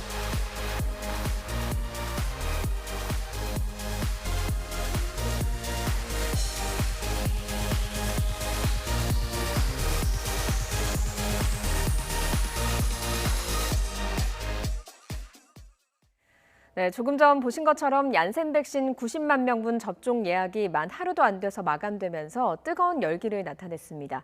거리두기 규제 완화와 같은 정부의 인센티브 정책과 맞물려서 접종률을 끌어올릴 수 있을지 관심이 큰데요. 신상혁 감염내과 전문의와 함께 이야기 나눠보겠습니다. 어서 오세요. 네, 안녕하세요. 네, 보신 것처럼 얀센 백신 최근에 관심이 뜨거웠습니다. 정부가 좀 백신 인센티브 정책이라고 해야 될까요? 그런 것들을 좀 내놓은 게 효과가 컸다고 봐야 될까요? 그런 것도 영향을 미쳤겠죠. 예. 이제 마스크 접종을 하게 되면 노마스크로 운동도 좀 할 수 있고 또 모임도 좀 자유롭게 나갈 수 있고 이런 것들이 당연히 어느 정도 영향을 미쳤을 것 같고요. 예. 사실 어떤 면에서는 한 번만 맞아도 되니까 이제 편안한 안전하고 편안한 그런 부분들도 있고 여러모로 지금 30대 입장에서는 접종을 또 하고 싶었던 사람들한테는 좋은 기회가 됐을 거라고 생각이 됩니다. 이 얀센 백신에 대해서 조금 더 질문을 드리자면 지속 기간이 한 6개월에서 7개월 정도 된다라고 알려져 있더라고요. 사실입니까? 그래서 지금 그 얀센 백신 자체가 접종이 된 지가 얼마 안 됐고 이제 앞으로 이제 그 접종자를 대상으로 연구가 계속 진행되겠지만 아무래도 2번 맞은 백신에 비해서 그 지속 기간이 좀 짧을 수는 있습니다. 그런데 이게 어찌 보면 한편으로 또 유리할 수 있는 정황 자체가 지금 기존 백신은 2번을 이미 맞은 다음에 이제 1년이 갈지 안 갈지를 이제 확인해야 되지만 한 6, 7개월 동안의 변이나 이런 것들을 확인을 해가지고 그 추가적인 그 부스터 백신을 갖다가 그 6, 7개월 뒤쯤 또 적절한 시기에 맞게 된다 그러면 같은 2번을 맞는데도 훨씬 더 효과적이고 효율적인 백신을 2번째 맞는 그런 게 될 수도 있는 거거든요. 그래서 각 백신의 접종의 그런 스케줄이나 일정들 그다음에 다음 부스터를 언제 할 것이냐는 보건당국, 방역당국에서 이제 고민할 부분이고요. 지금 일단 당장의 이제 그런 유행의 억제와 이제 코로나 이전 일상으로 돌아가는 데는 충분히 도움이 되는 백신이라고 생각합니다. 방금 말씀하신 부분 중에 6개월에서 7개월 만약에 지속 기간이 되고 부스터샷을 맞는다면 그때는 얀센 말고 화이자라든가 이런 그 수급 상황에 따라 다른 백신을 맞아도 되는 겁니까? 그 수급 상황에 따라 달라지진 않고요. 이제 아스트라제네카나 이제 얀센 백신 같은 전달체 백신들은 이제 접종을 하게 되면 전달체에 대한 항체가 생기면서 재접종 시 이제 이론적으로 효과가 떨어질 가능성이 있습니다. 그래서 아마 이제 대부분의 연구들이 지금 아스트라제네카나 이제 얀센 백신을 접종한 이후에 부스터는 화이자나 모더나 같은 이제 mRNA 백신 쪽으로 이제 진행하게 될 거고요. 아마도 이제 부스터를 할 때는 그 당시의 변이 사항에 맞춰서 보통 3주면은 이제 변이에 대응하는 그런 mRNA 백신을 이제 만들 수가 있기 때문에 그런 백신들이 이제 부스터로 접종이 되지 않을까 생각이 됩니다. 일단 얀센 백신 자체를 1회 접종을 할 수 있기 때문에 이렇게 열기가 뜨거워졌고 이걸로만 해도 지금의 코로나 확산 상황은 좀 막을 수 있다라는 점을 강조를 해주셨고요. 그런데 일각에서는 얀센 백신이 임상시험에서 한 66% 예방 효과가 있었는데 그래서 화이자나 모더나보다 좀 안 좋은 백신 아니냐, 화이자나 모더나가 조금 더 좋은 백신 아니냐는 이야기도 좀 떠돌고 있거든요. 이제 백신의 이제 효과에 대해서는 지금 이제 그런 3상 시험에 대한 이제 효과를 얘기하는데 실제적으로 화이자나 모더나에 비해서 아스트라제네카가 3상 시험의 효과는 좀 많이 떨어지는 걸로 이제 나타났었는데 실제 리얼월드에서 접종을 해봤더니 지금 사실 화이자나 아스트라제네카나 그 효과가 크게 차이가 나지가 않거든요. 얀센 백신 역시 이제 그런 이제 접종이 진행되다 보면 아스트라제네카와 유사한 정도의 효과는 충분히 나타날 수 있다라고 생각을 하고 있고요. 또 거기에 혹시라든지 나중에 못 미치는 부분이나 이제 항체 유지 기간이 짧다 그러면 그 역시 나중에 부스터를 해서 충분히 커버가 가능하기 때문에 크게 문제가 되지 않습니다. 독감 백신이 한 50% 정도 예방률을 가지고 있는 거에 비하면 얀센도 상당히 좀 높은 예방률을 갖고 있는 거죠. 이제 독감 백신이 보통 이제 일상 대상으로 했을 때 40에서 60% 정도의 이제 효과를 가지고 있고 이제 그 이상의 효과를 가지게 되면 WHO에서도 이제 충분히 사용할 만하다라고 이제 승인을 해주게 되고 있는데 얀센 백신 역시 이제 WHO에서 사용해도 된다는 이제 승인이 났고 실제적인 효과는 그보다 더 좋을 가능성이 많고요. 그리고 이 백신의 효과를 이제 항체 형성률만 가지고 보는데 사실은 그런 세포 항체 면역이 아니라 세포성 면역이라는 게 또 따로 있습니다. 근데 mRNA나 이렇게 전달체 백신 같은 경우는 세포성 면역 항체로 나타나는 면역 말고 그 외에 세포성 면역에 의한 도움을 굉장히 크게 받게 됩니다. 근데 사백신이나 합성항원 같은 경우는 그런 게 좀 떨어지기 때문에 여러모로 전달체 백신이 이렇게 떨어지지가 않습니다. 궁극적으로 예방 효과가 항체로만 나타나는 것과 달리 좀 더 좋을 가능성이 있습니다. 세포성 면역이라고 하는 게 어떤 건가요? 지금 이제 항체 면역이라는 거는 이제 그 비세포라고 이제 그 우리 몸의 면역 세포가 이제 항체를 만들어서 그 바이러스에 대해서 직접 대응을 한다 그러면 세포성 면역은 그런 바이러스를 직접 죽이거나 아니면 메모리를 가지고 나중에 다시 들어왔을 때 그걸 대응할 수 있는 우리 몸의 면역 시스템 자체를 만들어 놓는 거거든요. 그래서 어떤 그 이제 바이러스나 이런 외계 생명 그 병원체가 들어왔을 때 항체로 바로 죽이기도 하지만 그걸 인지하고 난 다음에 우리 몸의 면역 시스템에 활성화되는 그런 능력, 이건 이제 세포성 면역에 의해서 가능해지는데 이런 그 전달체나 mRNA 백신은 이 세포성 면역도 굉장히 강력하게 나타나기 때문에 눈으로 이제 그 확인된 항체의 그 역과와는 다른 그런 좀 더 좋은 그 영향을 그 세포성 면역을 통해서 받을 수가 있습니다. 얀센의 경우에는 부작용은 어떻습니까? 지금 그 젊은 층에서 제한하는 국가들이 상당히 많잖아요. 그런데 우리나라는 30, 40대 남성들이 맞게 될 텐데 정부는 문제가 없다는 입장이더라고요. 그래서 이제 뭐 아스트라제네카도 그렇고 얀센도 그렇고 이제 좀 전달체 백신들의 경우에 그 이제 혈소판 감소를 동반한 혈전증들이 뭐 한 10만 명에 한 명에서 100만 명에 한 명 이런 정도 비율로 이제 나타나고 있고요. 얀센 백신 같은 경우는 이제 미국에서 한 800만 명 정도 접종을 했을 때 한 15명 정도의 그런 현상이 나타났고, 우리나라 같은 경우는 지금 아스트라제네카 한 330만 정도 맞았을 때 이번에 이제 한 명 이제 좀 생기지 않았습니까? 그래서 굉장히 드문 합병증이고 이제 뭐 우리나라 예에서도 그렇지만 초기에 인지가 빨리 돼서 치료를 하게 되면 어느 정도 그 후유증 없이 잘 회복을 할 수 있는 그런 부분들이 있기 때문에 그런 부분들을 고려해서 주로 이제 젊은 층에서 이제 그런 합병증들이 나타나고 그러기 때문에 그런 것들을 고려해서 예방 접종의 연령이나 그런 이제 대상들을 이제 결정해서 각 나라마다 접종을 하게 되는 겁니다. 얀센 백신이 접종되고 그리고 많은 사람들이 접종을 맞는 분위기로 좀 바뀐 것 같긴 하거든요. 그러면서 사실 이달까지 1,400명 1차 접종을 정부가 목표로 하고 있는데 거기에는 좀 무리가 없어 보이는 진행 속도긴 하거든요. 그렇게 보고 계십니까?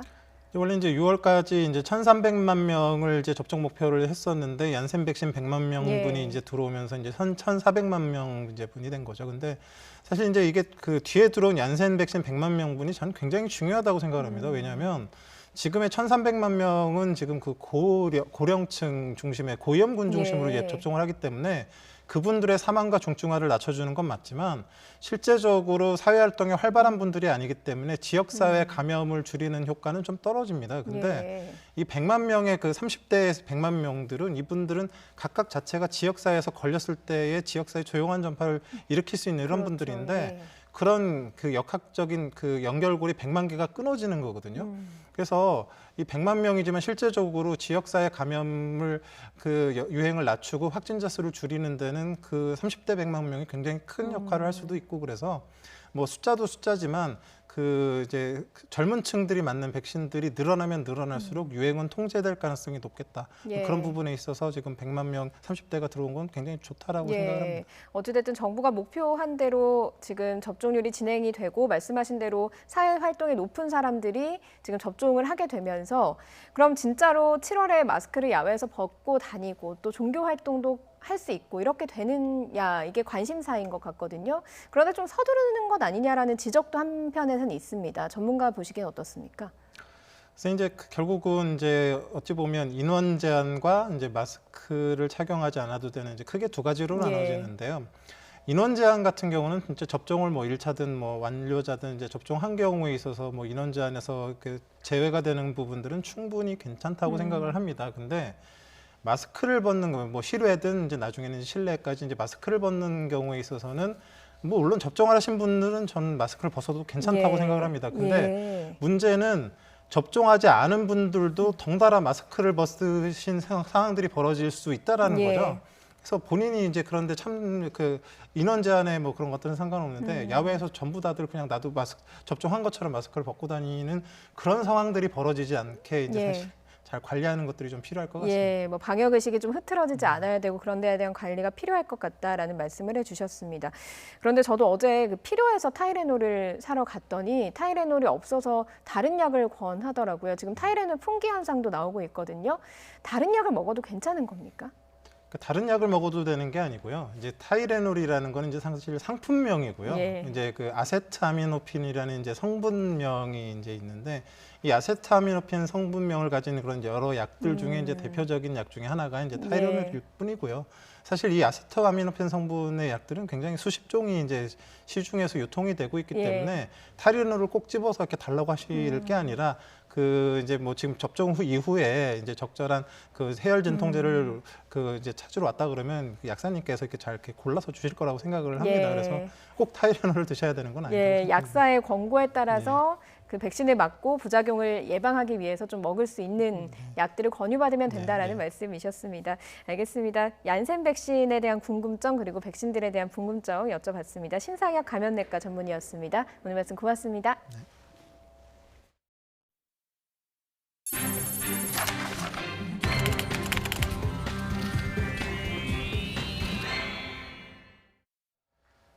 아로마 오일로 신장염, 폐렴 등을 완전히 치료할 수 있다면서 환자들에게 판매한 무허가 제조업자가 구속됐습니다. 다른 약을 끊으라고 지시하기도 했는데 이 말을 믿고 오일을 복용한 환자들은 질환이 악화되기도 했습니다. 신준명 기자입니다.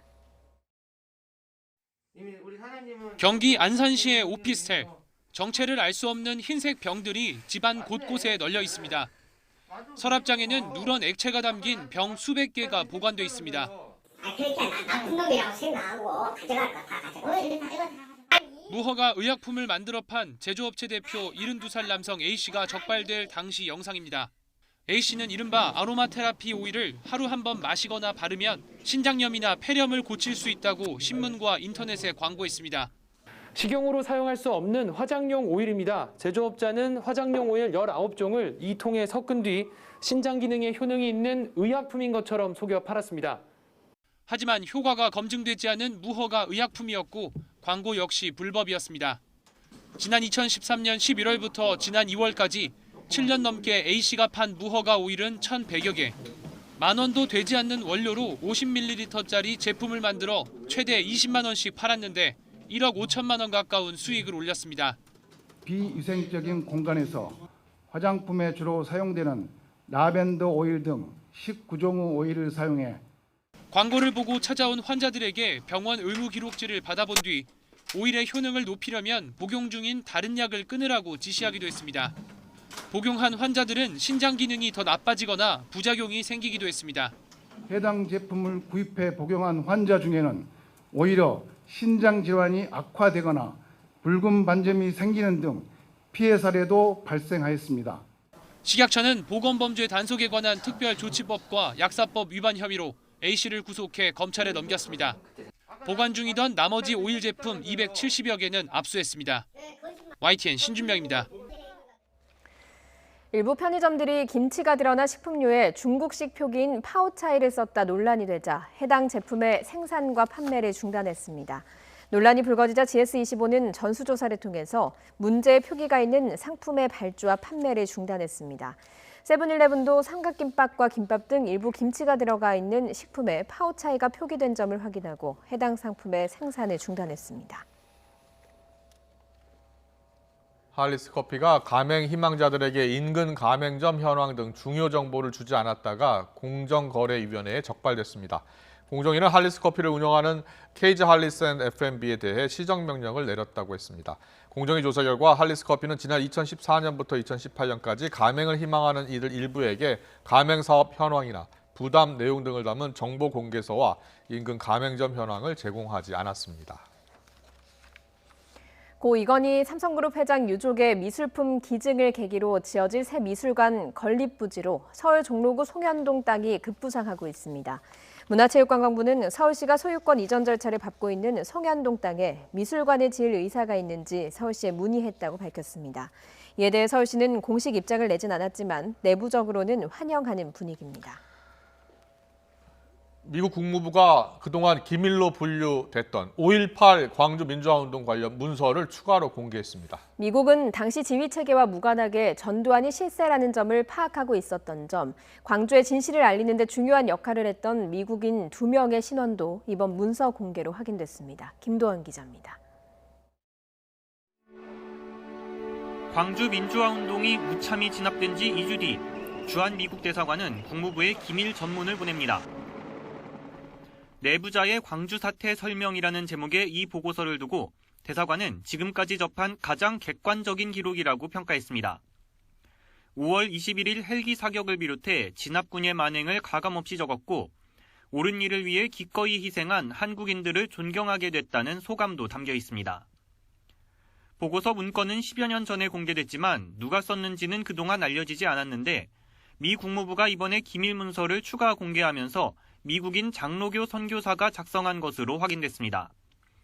다른 기록이나 증언과 비교하면 당시 광주에서 활동했던 존 언더우드 선교사가 썼을 것으로 판단됩니다. 5.18 당시의 미국의 시각도 한국 본부가 5.18을 바라보는 그 시각과 거의 대등했어요. 미국이 광주를 바라보는 시각의 변화를 가져다 준 대단히 중요한 단서가 된 중요한 그런 문건이 아닐까 저희들은 그렇게 판단하고 있습니다. 같은 해 7월에는 광주와 목포 주민들을 직접 인터뷰한 보고서가 미국으로 보내졌습니다. 이 문서는 평화봉사단원 출신으로 뒷날 주한 미 부대사를 지낸 리처드 크리스텐슨이 쓴 것으로 확인됐습니다. 5.17 비상계엄 확대 이후 미 대사관의 정세평가도 드러났습니다.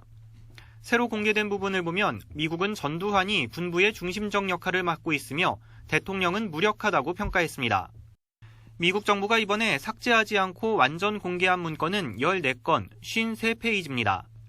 새로 공개된 문건은 주한 미 대사관 홈페이지에서 열람할 수 있습니다. YTN 김도훈입니다. 우리 정부가 도쿄올림픽 지도에 독도가 일본 영토로 표기된 것에 대해서 공식 항의한 데 대해 일본 정부가 우리 측의 항의를 전혀 받아들일 수 없다고 다시 강조했습니다. 일본 정부 대변인인 가토 관방장관은 독도 표기에 대한 한국 정부의 항의에 대해 역사적 사실에 비춰보거나 국제법상으로도 명백히 일본 고유 영토이며 한국의 항의는 전혀 받아들일 수 없다는 취지로 반론했다고 밝혔습니다. LPGA 투어 시즌 두 번째 메이저 대회인 제76회 US 여자 오픈이 우리 시각으로 내일 밤 막을 올립니다. 지난 23년간 무려 11번이나 우승을 차지할 정도로 유난히 우리 선수들과 인연이 깊은 대회인데요. 12번째 우승의 주인공이 탄생할지 주목됩니다. 김상희 기자입니다.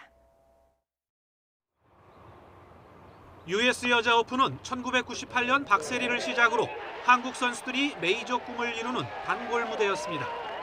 박인비가 2008년과 2013년 두 차례 우승하는 등 박세리의 첫 우승 이후 23년 동안 한국 선수 10명이 11번이나 우승컵을 들어올렸습니다.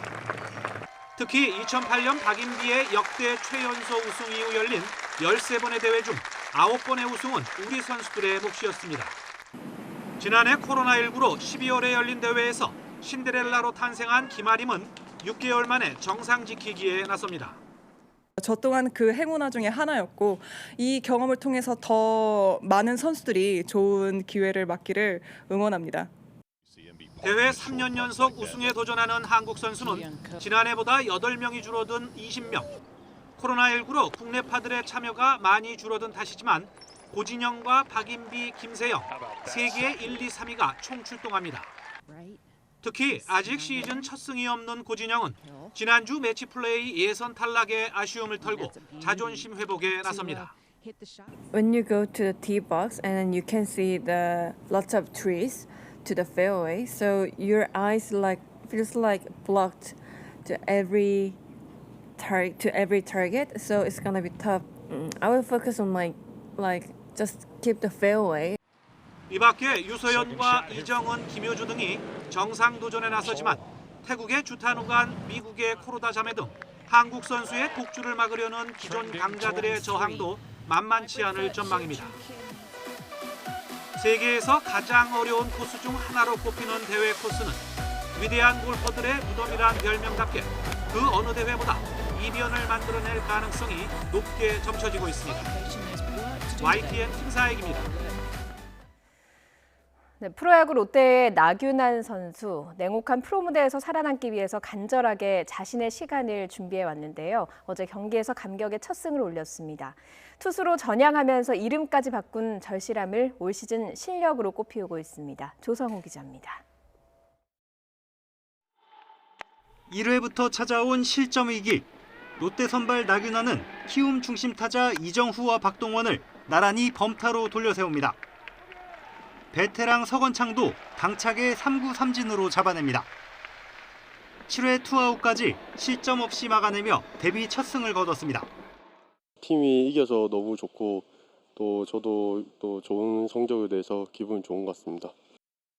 원래는 포수 나종덕이었습니다. 2017년 2차 3순위로 롯데에 지명돼 포스트 강민호로 꼽히며 이듬해부터 주전으로 나섰습니다. 2년 동안 200경기 넘게 나섰지만 기대에 미치지 못했습니다. 지난해 2월 팔목을 다친 뒤 포수 마스크를 벗기로 했습니다. 대신에 투수로 인생을 건 도전에 나섰습니다.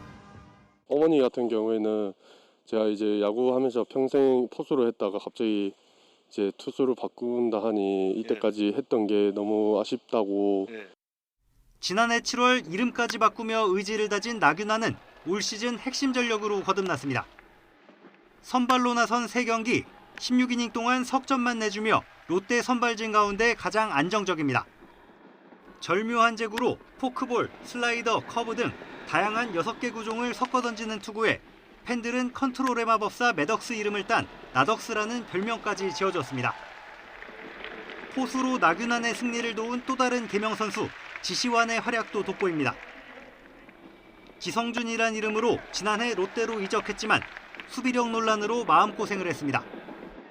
한 차례 도루 실패도 없던 날쌘돌이 김혜성을 2루에서 잡아내면서 논란을 씻어냈습니다. 새로운 포지션, 새로운 팀에서 이름까지 바꾸는 절실함으로 그라운드에 나서는 젊은 배터리의 활약이 꼴찌 롯데의 반등의 희망을 불어넣고 있습니다. YTN 조성호입니다. 인수기업을 찾던 인천 전자랜드 프로농구단의 새 주인이 한국가스공사로 결정됐습니다. 10개 구단 체제는 유지되지만 새 구단의 연고지는 대구로 이전할 것으로 보입니다. 허재영 기자입니다. 새 주인을 찾아온 프로농구 인천 전자랜드가 한국가스공사로 매각됩니다. 프로농구연맹은 한국가스공사의 전자랜드 농구단 인수 소식을 알리며 오는 9일 인수 협약을 체결한다고 밝혔습니다. 이로써 지난 18시즌 동안 인천 팬들의 성원을 받아온 전자랜드 구단은 완전히 역사 속으로 사라지게 됐습니다. 전자랜드라는 이름은 물론 연고지도 인천에서 대구로 바뀔 가능성이 큽니다. 지난 2014년 본사를 대구로 옮긴 가스공사는 프로농구단을 인수해 지역 발전의 매개체로 활용한다는 계획입니다. 대구는 지난 2011년 당시 대구 오리온스가 야반도주하듯 고양시로 연고지를 옮기면서 농구 팬들의 아쉬움이 짙게 남아있는 곳입니다.